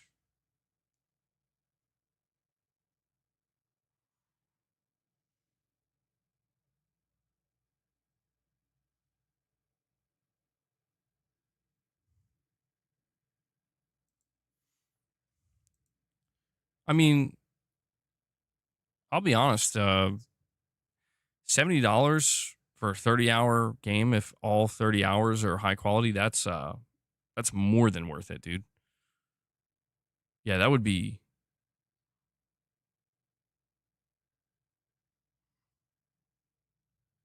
Guys, hold on one sec. Hold on. I'm sorry.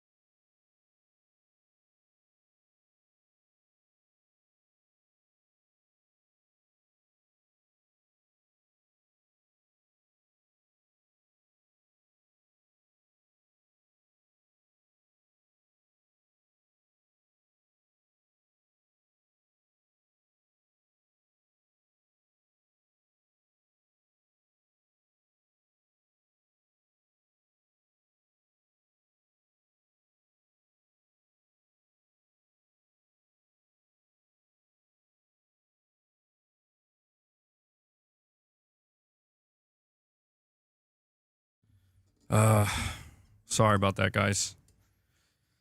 I don't know what the hell's going on today. All right. Schmidt says, please stand by. Did I ever beat the Final Fantasy 16 DLCs? No, I didn't, actually. I never did get back to FF16. I platinumed it, and I put over 100 hours into it, and I felt, like, totally satisfied. What's going on with MBG?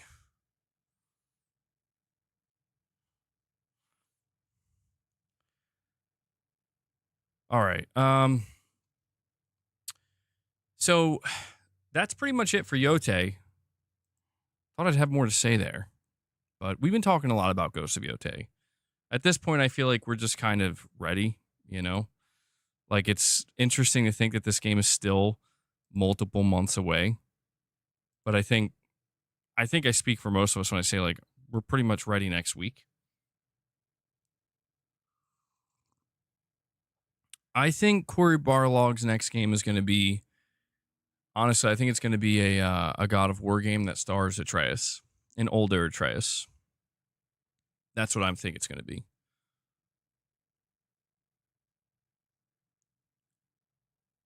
$8K AI upscaling is obviously coming. Yeah. I have another report here. Helldivers 3 is hopefully many years away. And this is interesting because it sounds like they don't want to make Helldivers 3 unless they have to. Doubling down on what the studio has previously said about its plans to offer long-term support for Helldivers 2, Arrowhead Game Studios CEO spoke about how it doesn't have current plans to start working on a sequel. Speaking on the official Discord for Helldivers 2, and it's actually pretty cool that they just hop on the Discord and start talking to players. He said, quote, Helldivers 3 is hopefully many years away. Honestly, I'm very bought into the vision that our game directors have for the game, responding to a question about a potential sequel. It's great to be part of the ride. We honestly are focusing on the here and now. Helldivers 3 is hopefully many years away. So this mirrors previous comments that were said by the community manager when asked about what the studio has planned for Helldivers 2. They responded by saying, I know what's coming for Helldivers for the next few years. It's important that I know so I can help develop and engage the community alongside whatever we're doing. So now I want to ask you guys this. Like, this, to me, this is the big question about Helldivers 2. We talked yesterday about Sony's live service efforts and how they are seemingly, except for Helldivers, not going well at all.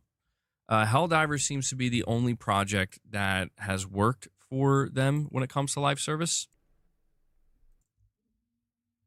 And what I want to ask you guys is, like, do we think that Sony with Arrowhead? I mean, I guess we're mainly talking about Arrowhead here.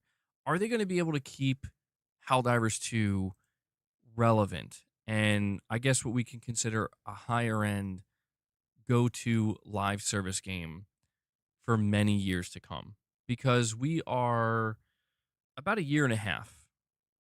We're about a year and a half out from the launch of Helldivers 2, and I mean, I don't know. Let me go check the Helldivers 2 Steam Concurrent. I haven't checked it in a while. Yeah, so I mean, it seems like it's dropping. You know, it's not. It's slow and steady. Where, like, they're still doing very well though. To be clear, like, their last 24-hour peak was 57,800 players. There's 42,000 players on right now, so they're still doing very well. To be clear, like, those are actually very solid numbers. What should we compare that to? Actually, like Steam Fortnite concurrent? How many people are? Can we see that? Oh wait, is this game not on Steam? Oh wait, yeah, I forgot. Shit, Fortnite isn't on Steam. We do Call of Duty. Do Call of Duty Black Ops 6 Steam concurrent. How's it stacking up?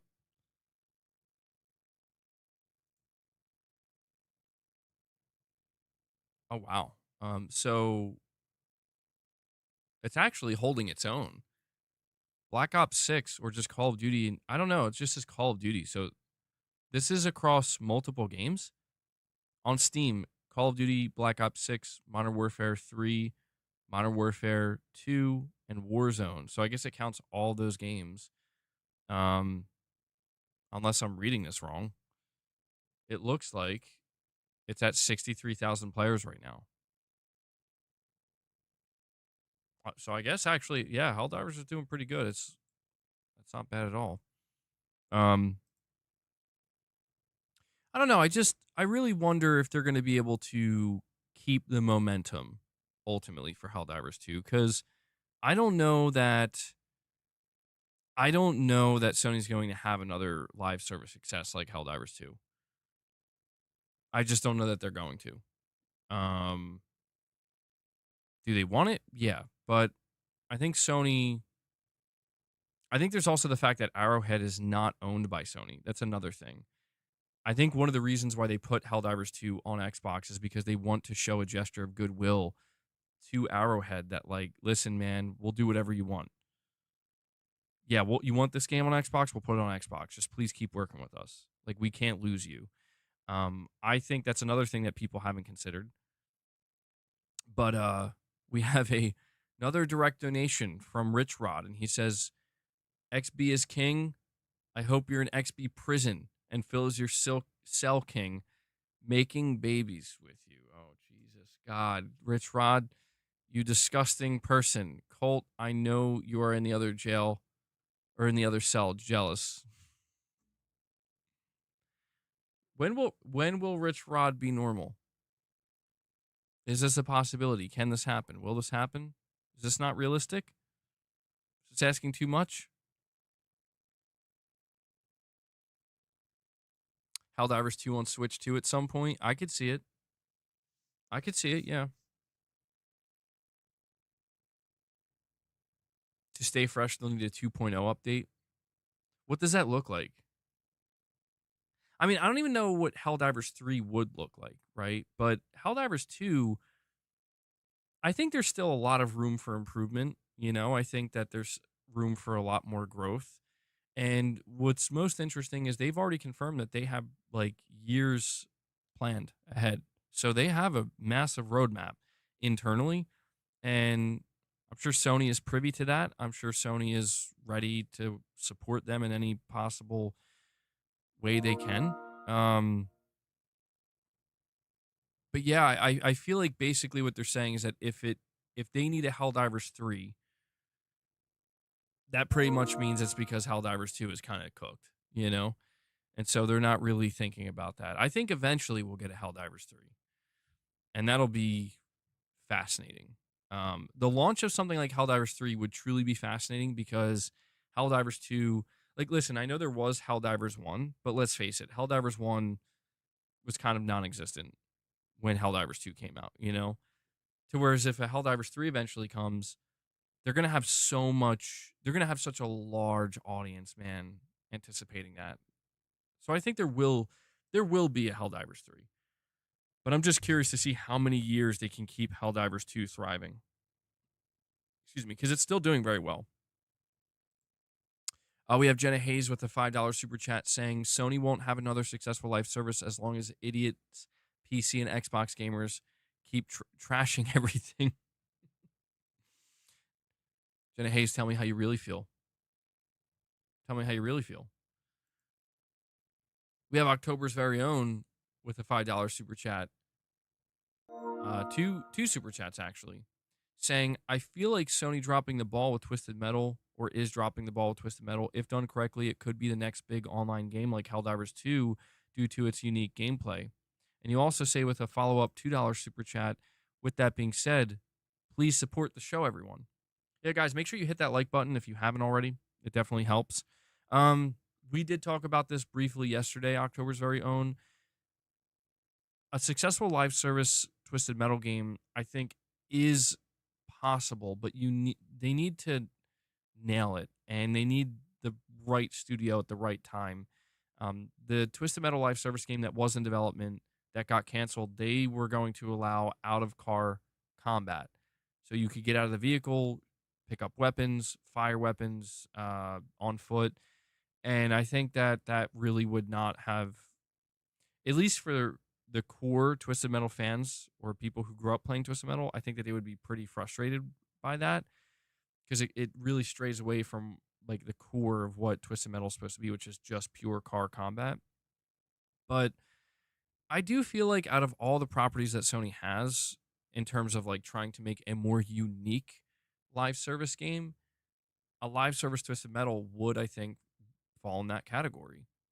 But it's risky because see, every live service game that Sony does is risky. I actually think, at least with Twisted Metal, you would have a day one install base. You would have a day one fan base of like, yeah, we have Twisted Metal fans.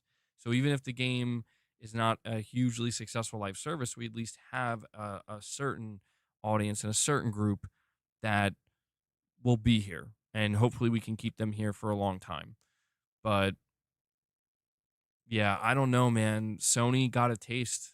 They got a taste of it with Helldivers 2. They know how it feels to have a mega successful live service game. And they know the type of money a mega successful live service game can make. They've known that this whole time, and now they're beginning to make some of that money with Helldivers 2.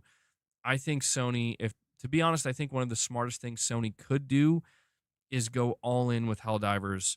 Um, and they seemingly are doing that. They announced a Helldivers movie that's already in the works.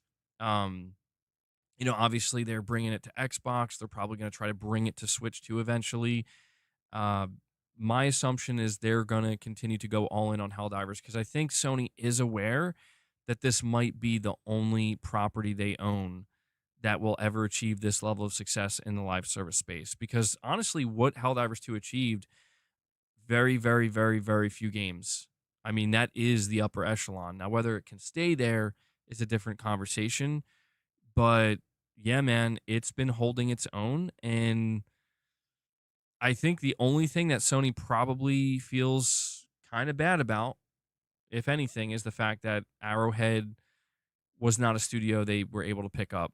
And so Sony is kind of at their mercy, which is interesting. Sony is at the mercy of Arrowhead, where whatever Arrowhead wants, Arrowhead will probably get because they know that, like, it is worth noting. I think Arrowhead is making another game, by the way, or like they were getting like early work on another game that's not Helldivers 3. It's like it might be a completely new game, something different.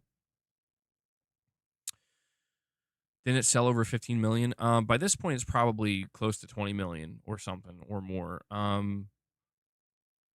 Yeah, it's so to put in perspective just how successful Helldivers 2 is for Sony.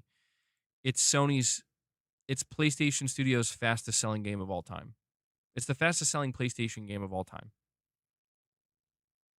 Faster than God of War, faster than Gran Turismo, faster than Uncharted, faster than anything, faster than Spider-Man. I mean, it really exploded, dude. And that's why I think, like, I don't think Sony's going to let that slip through their fingers. They're going to do everything they can. So I think eventually there will be a Helldivers 3. Yeah, Sony, I mean, you're right. Sony can't ignore that success. Nobody could ignore that success. It's just a matter of how they're going to handle it going forward. I mean, it's been a while since I played Helldivers. I feel like I'm in the category of Helldivers player that when they come out with like a really, really big update, like a 2.0 update or something, I might come back to it. I would be somebody that if they ever do make a Helldivers 3, I will be there day one. Absolutely. But yeah, man, Helldivers was such a great game and really curious to see how they handle the movie. That's going to be funny. That's going to be really interesting. A Helldivers movie, bro.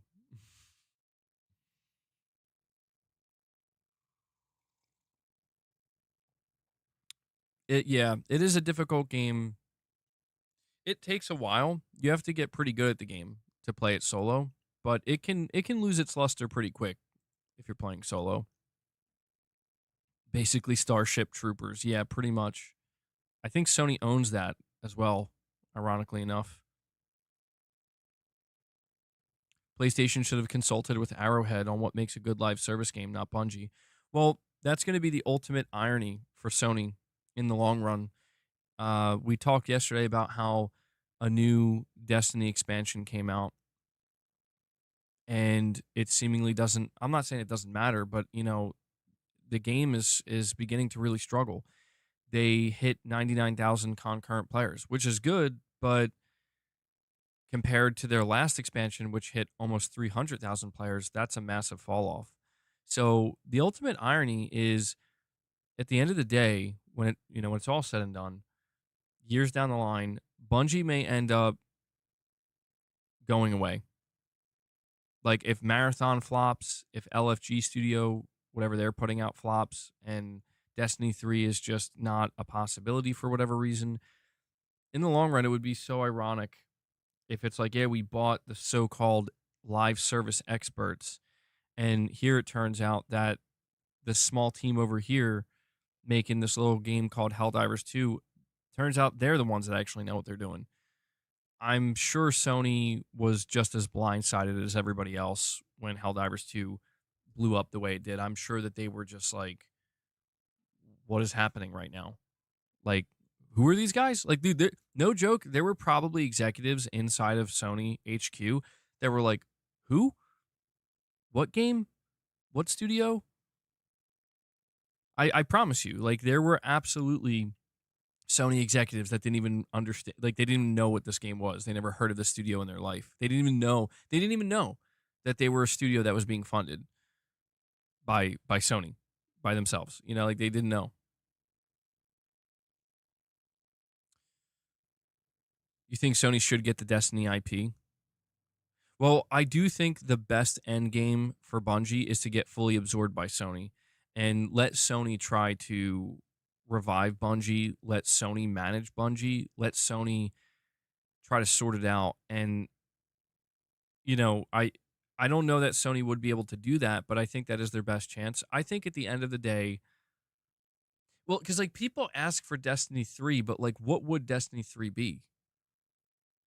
What can Bungie do with a Destiny 3 that they haven't done for Destiny 1 and 2 and every single expansion? I mean, I'm not a Destiny player, but I would genuinely be curious, like, what are Destiny players asking for?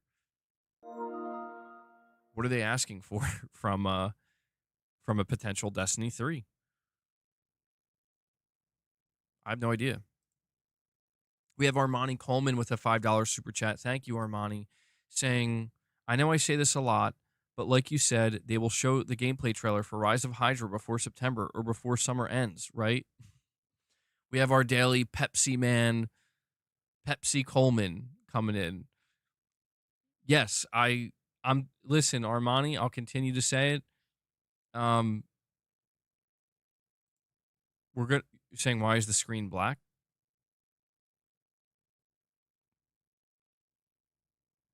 Guys, is the screen black?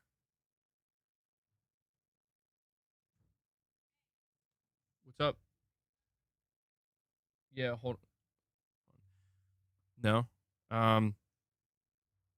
Armani, just to answer your super chat real quick. Pretty sure next month, Gamescom.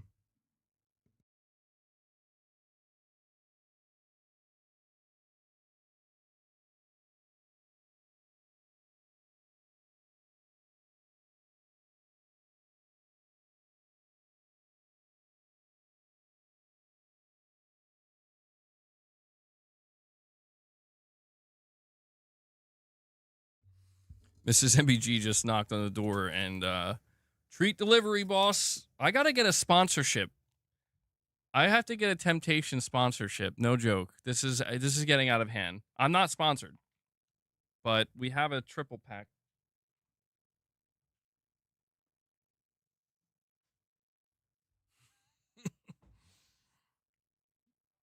Boss is hype. I would open that today, but he already got his treats.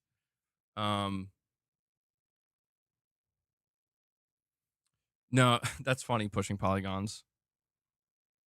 That's funny. Could sell the sponsorship using my cat. I mean, yeah. Are Temptations basically Dreamies, but the USA name? I'm not sure. Garrett says I should reach out to them. I'll actually think about it. It would be like literally the most appropriate. It really would be. It would be the most appropriate sponsorship. I know I say we're sponsor free, but this one is just like it's right there, you know. I'm not sure, Magnum Gaming. Luckily, none of my cats have ever urinated on my sofa. I mean, you could try like cleaning it with like a vinegar and baking powder solution.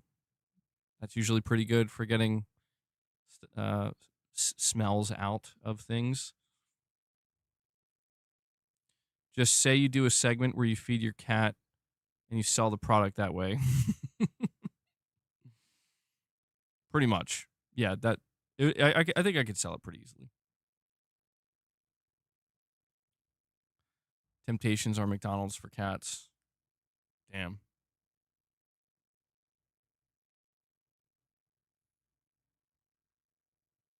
I hope that's not completely true. I mean, I know that it's not like the healthiest. They're treats, you know. But life is short, boss. Enjoy it. Let's all enjoy life, right?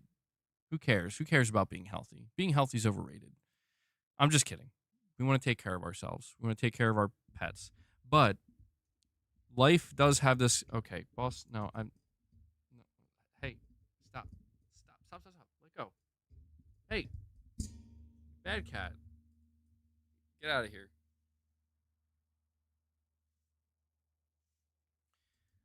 One of the great ironies. Oh my God, why is it so bright? What just happened?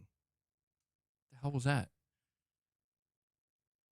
Is that God telling me no?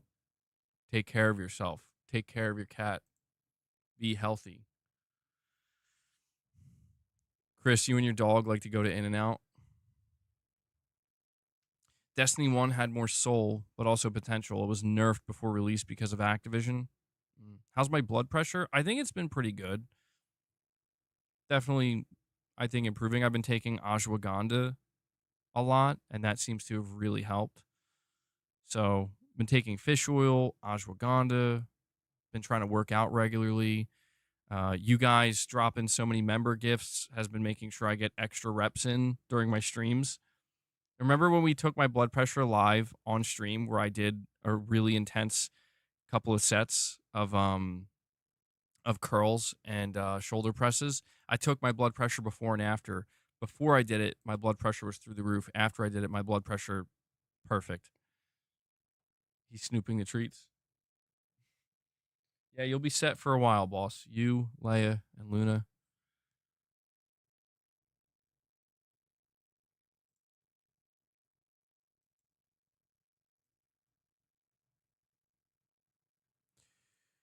Yeah, I don't know what Sony's going to do with Bungie, man. All I know is that Sony buying Bungie, I think, was a huge mistake. I don't think Sony's gotten a single good thing out of the Bungie acquisition. And what's freaky about it is the Bungie acquisition was literally the largest acquisition Sony as a whole has ever made. Entirely. Entirely. That's wild. They paid more money for Bungie than they did anything else. And it seems to me that they've gotten nothing out of it, man. They've got the shit end of the stick, and it's such a shame, dude, because I don't know, it's Sony's money. It's not my money, but it's just it'll never not be sad to think that all of that money could have been invested into something much better. Like literally 500 I want you to think about this for a minute, right? Bungie, $3.6 billion. Sony could have taken $500 million. $500 million. Not even $1 billion. $500 million. And basically built a new studio, a new second Naughty Dog studio, and then go searching for talent and like make it clear that this is the new Naughty Dog studio and this is for The Last of Us multiplayer. And that would have, I mean, think about that. Like, even if that didn't work, you lose 500 million, which is still an unbelievable amount of money. That's a crazy amount of money to lose. But even if that doesn't work, you lose 500 million, not 3.6 billion. I'm telling you, man, Sony, the biggest mismanagement in PlayStation's history has to come in the form of Sony executives, Jim Ryan, Kenichiro Yoshida, the former CEO, and probably to a degree even Herman Hulst, not understanding where they should be spending their live service cash injection. Because that's the thing. Sony, Kenichiro Yoshida, the former CEO of Sony, gave them like billions of dollars. They're like, here you go. Here you go. Go buy as many studios and make as many investments in live service as you need. Here's the money. And I mean, geez, dude, like it's been, I just don't, it's just crazy to me, man. Like, I've never seen Sony so out of pocket. I'm not trying to like shit on Sony, but it is just interesting to think that like Sony has done a very good job in gaming since the PS1. Like they've done a fantastic job for multiple generations, for multiple decades. And this is like the first time I think that they tried to go into a new area where they actually just had no clue what they were doing.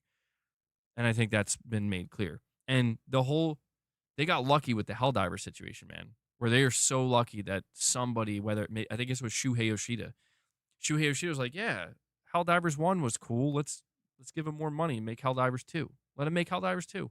They're so lucky that they had that, because outside of that, it's just clear that Sony had no idea what they were doing with live service. And I still am not sure that they know what they're doing, which is scary, because I don't know, like, it's easy to focus right now, as we should, on Death Stranding 2, focus on Ghost of Yotei, thinking about the upcoming single-player games, think about Wolverine, talk about Santa Monica's new IP, but just knowing that at some point, the monsters have to come out of the closet, bro. Marathon still got to come out. Fair Games still has to come out. And you may think to yourself, well, they don't have to come out. Sony can stop that. Sony can pull the plug. Sony can say, we're not. You're staying in the closet. Sorry. You know what? You're not. You're going in the trash. Fair Games, canceled. Studio, shuttered. Marathon, canceled. Bungie, dissolved. If not dissolved, totally absorbed by us, and we're starting over. Dude, the problem with that is Sony has to weigh the options. Because it's like, here's the thing. If Sony decides to do what I just said, shutter Haven, cancel Fair Games, cancel Marathon, absorb Bungie, that is guaranteed failure from a business side. The investors will panic.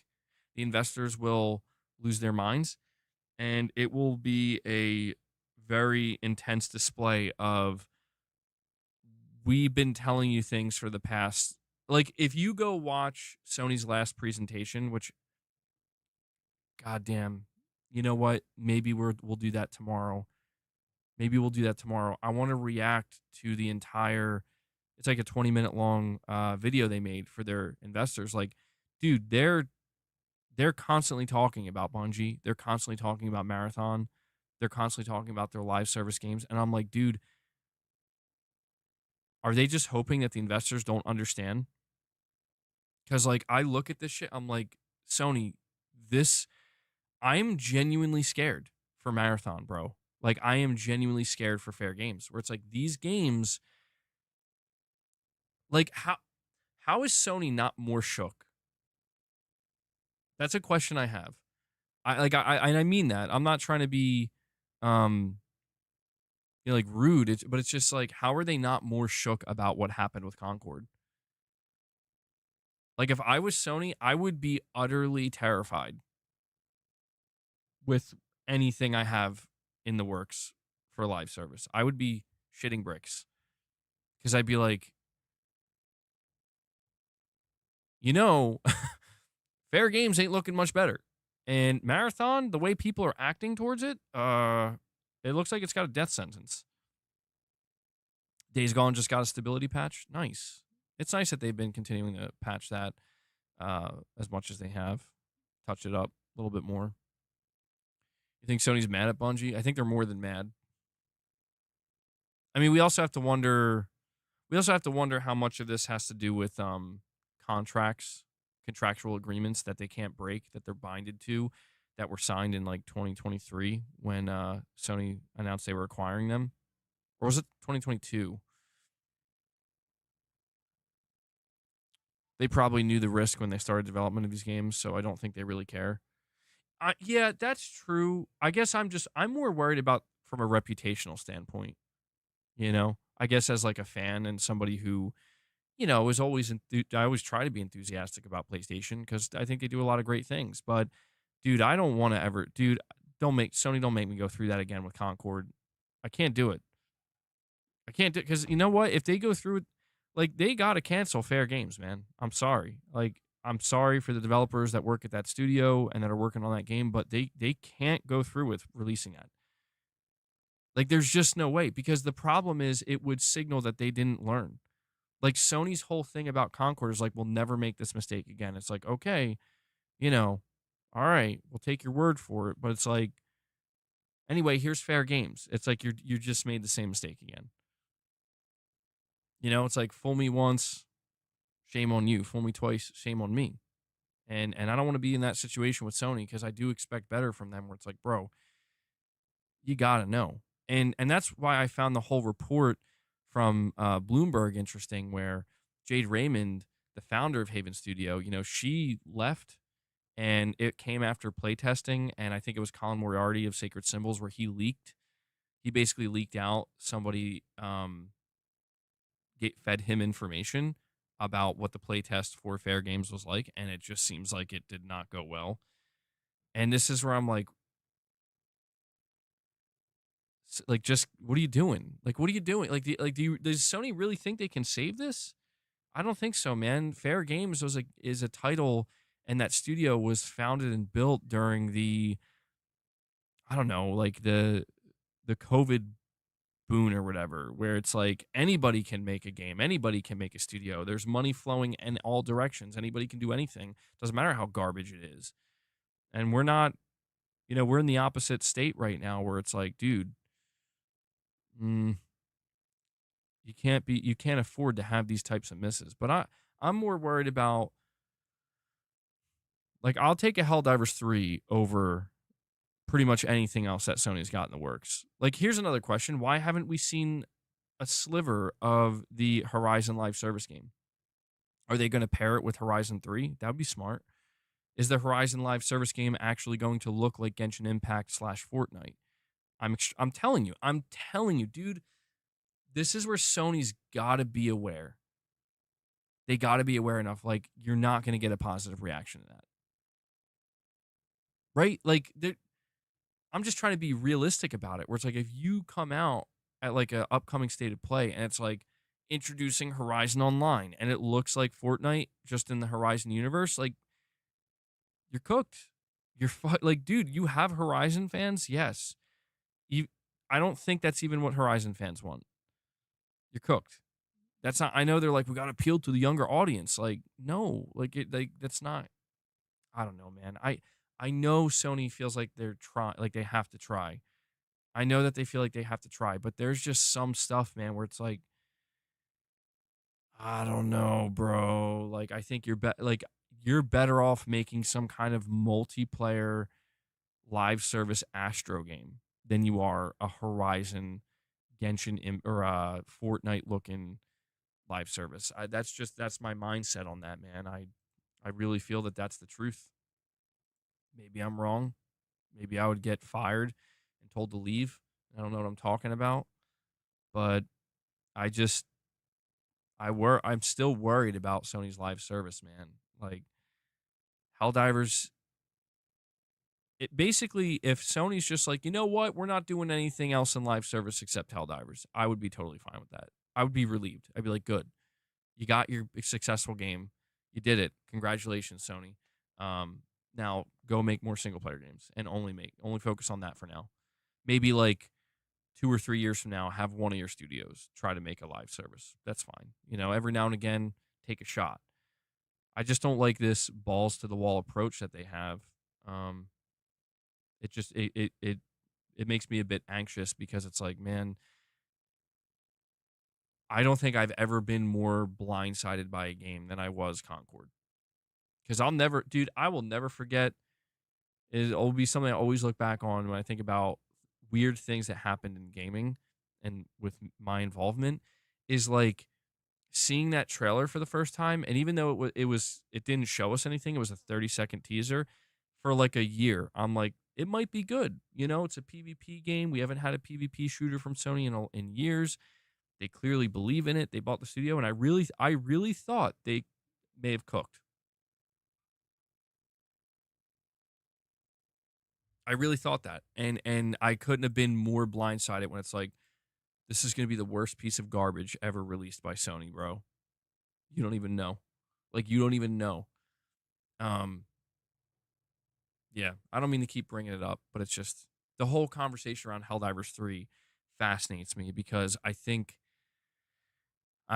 get this feeling, man, that like how many publishers go up to bat, you know, they take swings for, to knock it out of the park, so to speak, with the live service game. You take like 10 swings. How many publishers do that and do get a big hit game? How many publishers do that more than once? How many publishers get 2 big hit live service games? 3 big hit live service games? I really don't think, I mean, I'm honestly asking, like, I can't think of any. I'm sure there may be 1 or 2. Um, I mean, you could say Microsoft, but Microsoft acquired successful live service games post success. I'm talking about publishers that are like basically like we're going for it, we're trying it. I don't know. I don't know that Sony's going to be able to. I don't think Sony's going to achieve anything better in the live service space than Helldivers for a very, very, very, very, very long time. Now, there is that studio Dark Outlaw Games, and that's Jason Blundell's studio. The only reason I have any faith at all, like, I'm not going to use the word faith, but the only reason I think that might have potential is because Jason Blundell has a ton of experience working with Treyarch on Call of Duty, specifically Black Ops Zombies, like just zombies in general. He's like famous in that space. So like he knows how to make a successful portion of a live service game. Like frankly, Zombies is a game in and of it's like it's separate from Call of Duty multiplayer. It's its own thing. Does that mean that this is automatically going to be successful? No. But I do think it means that there might be some potential there.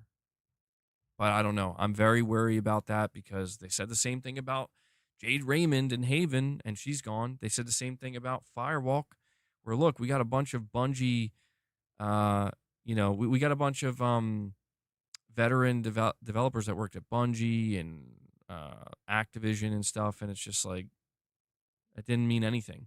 It didn't mean jack shit for the final product. So, yeah, definitely worried about Sony's future in live service, and I'm just glad that Helldivers 2 exists, and I hope that they continue to like the more I think about it, truly, the more I think about Sony's approach to live service, them putting Helldivers on Xbox might be one of the smartest things they've done in the live service space, because it's like even if Sony was like, we think it's not going to sell, even if Sony didn't want to do it, but they were like, we have to do this as a good gesture of will, a goodwill gesture to Arrowhead. We need to do it. Like, I'm sure Arrowhead was thrilled, man. Like, where they're like, holy shit, Sony's actually like think about it. Sony said, you know what? No PSN account. Our bad. You're right. No PSN account. And then Sony said, oh, you want to put this game on Xbox? You know what? Go ahead. We'll even have one of our studios help you. I think that's Sony waking up and realizing, like, they're looking behind the scenes. They're like checking in. They're like, so how's that Fair Games coming along? Oh my God. Okay, we're just gonna move on from you guys. All right, so Marathon, what's going on here? And the whole internet's on fire. Like, oh, they just got caught plagiarizing again. Okay, well, there's that. Maybe Dark Outlaw Games is looking good. Horizon multiplayer, what's going on there? It's been in development since 2018. Still haven't seen a sliver of it. I just think this is Sony waking up and realizing that, dude, like, Arrowhead are there right now. Think about this. Right now, Arrowhead is Sony's Naughty Dog of live service. So, yeah, they have to treat them, and they don't own them. They own Naughty Dog. They don't own Arrowhead. They got to treat Arrowhead special. They have to, till they give them a reason not to. So, anyway, that wraps up that topic. The Sony live service conversation will forever be an interesting one.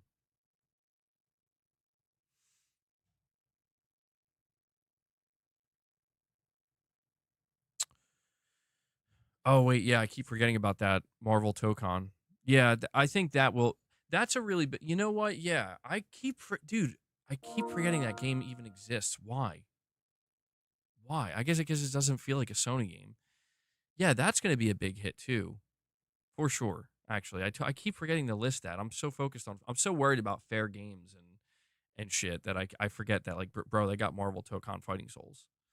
And Silent Spartan with a $5 super chat says, for reps, you should use a cover by Lame Genie of Find the Flame, the metal version from Final Fantasy 16. It goes, or wait, no, Final Fantasy, I think that's Final Fantasy 16. You're getting me with the Roman numerals, Silent Spartan. It goes hard, bro. Just puts you in the mood to lift. Let me check this out. I'm going to, you're probably not going to hear it come through the speakers. It's called Lame Genie Find the Flame.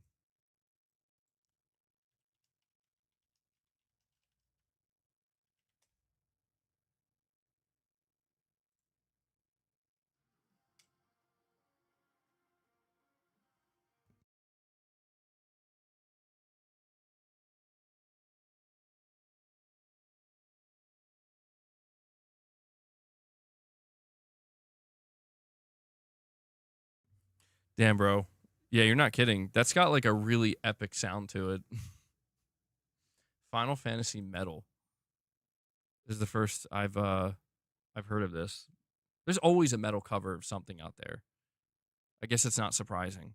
Yeah, all right, Silent Spartan, that's the least I could do for you, bro. When we do our reps, we'll play that. I don't know if I'll be able to do reps for the whole song though. How long? It's like 4 minutes long. 3 minutes and 47 seconds. We get a couple sets in, certainly. We'll probably be doing that soon. I think we'll go when we hit the 2 hour 25-minute mark. We'll transition to doing some reps. I owe you guys some extra reps, so we'll have to do some sets.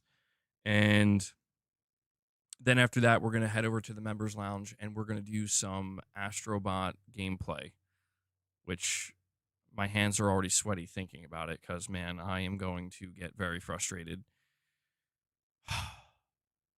Sometimes I wonder why I create these goals, you know. But maybe I don't know. I need the extra motivation, I guess. Because I've been trying to beat that level and it's just kicking my ass.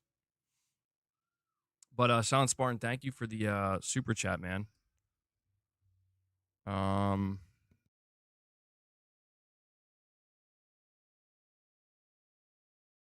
Garrett says, we'll help you.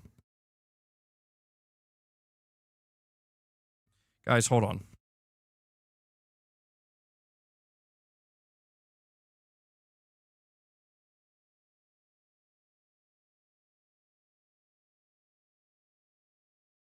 Yo, should I change the lighting up for the reps, though? I say that like I could do so much. I'll just leave it. I'm not going to mess with the lighting anymore. You guys seem to have settled on this.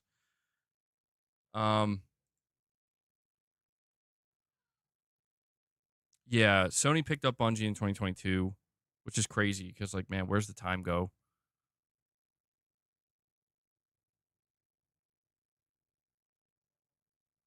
All right, let me... Oh, by the way, I don't know how many Battlefield fans we have here, but I had this report up from WCCF Tech. It says the Battlefield 6 open beta may go live in around 2 weeks, judging from some recent discoveries shared online. As reported on the Battlefield series subreddit, members of the 1BF Telegram group discovered via the API of EA's backend services that the publication of the Battlefield 6 open beta build spotted earlier this month is scheduled for August 4th. The open beta itself may not become available on the same day, but the fact that it's being published suggests that it should go live not too long after its publication.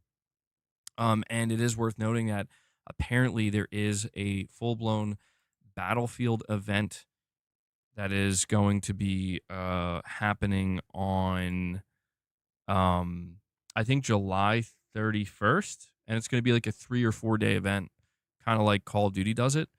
So I'm going to be very interested in this, man. I have been playing Call of Duty for many, many, many years, but I've also been playing Battlefield for many, many years, but Battlefield lost me. It lost me. So, I know that this is their big comeback moment, and I'm really curious to see if they nail it. So, an open beta would be awesome. I feel like it's been a long time since I've played and enjoyed some Battlefield, man. MBG, you can just look at a guide on YouTube how to beat the Astrobot levels. Some people are very clever. Yeah, I haven't done that so far. I mean, at least I don't recall doing that. Maybe I did for the final level to try to see like what I was doing wrong. Um, we'll see. We'll see if I can. I'm prepared to not be able to beat this level.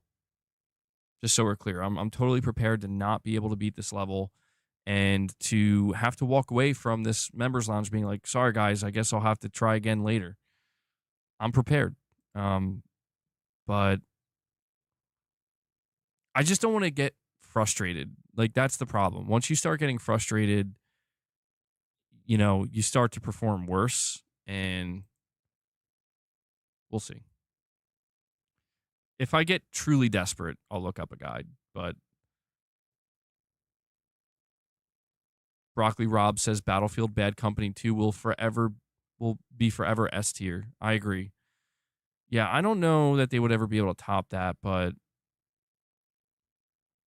it's a shame they never did a Bad Company 3. It seems like DICE didn't really understand what they had on their hands. It seems like DICE didn't quite understand, like, dude, Bad Company 2 is the way forward, or like the Bad Company series.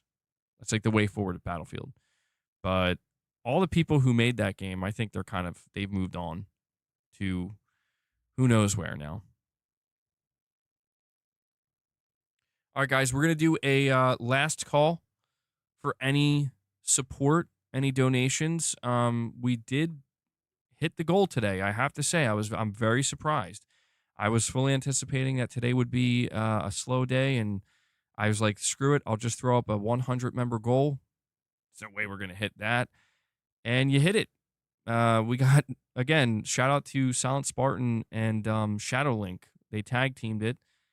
And so, yeah, if you want to drop any more support, we are going to be doing a members lounge playing some Astro. So if you want to give more people more access, drop more gifts, become a member. If you wish to do so, drop any more super chats. Now is the time to do it. We're going to get some reps in. All right, it's time to get some reps in. Let me, here we go. This is how we're going to do our reps today. We're going to do treat reps. Some treat curls. All right. I shouldn't have done that. Boss was so peaceful over there.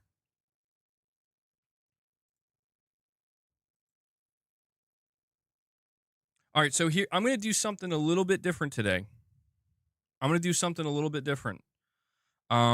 realize that after I do my reps, I'm usually like, winded or like short of breath a little bit. So my outro ends up sounding all awkward and is like overly extended. So I'm actually going to do the outro, and then I'm going to go right into the reps. And then when I finish the reps, I'm just going to end the stream. All right, when I finish my sets, we're just going to end the stream, and then I'm going to boot up the members lounge. All right, I figure that's a better way to do it. So before we do the reps, thank you again to everybody who tuned in today. If you're not going to stick around for the reps, make sure you hit that like button on your way out. I also want to, again, give a special thank you to Silent Spartan and Shadow Link, but everybody who dropped super chats or direct donations as well. Want to give a shout out to Devil Shooter, who does the timestamps. Got to emphasize that again. Devil Shooter does the timestamps. He does a great job.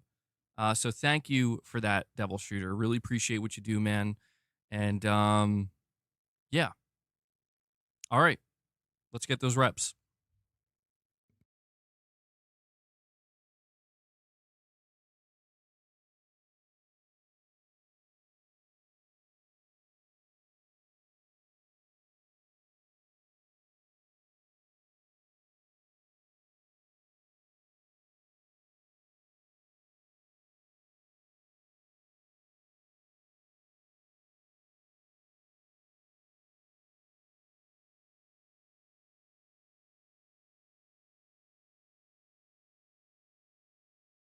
Sorry. When is the members lounge going live? I'm just gonna do boss reps. Can you, dude? No, it's time for reps. It's not. Those are the reps we want to see. I would try to turn him like horizontally and do curls, but he doesn't like that. Chill. Oh my God. To answer your question, the members lounge is going to go live probably about 10 to 15 minutes after this stream wraps up, so I can get it set up.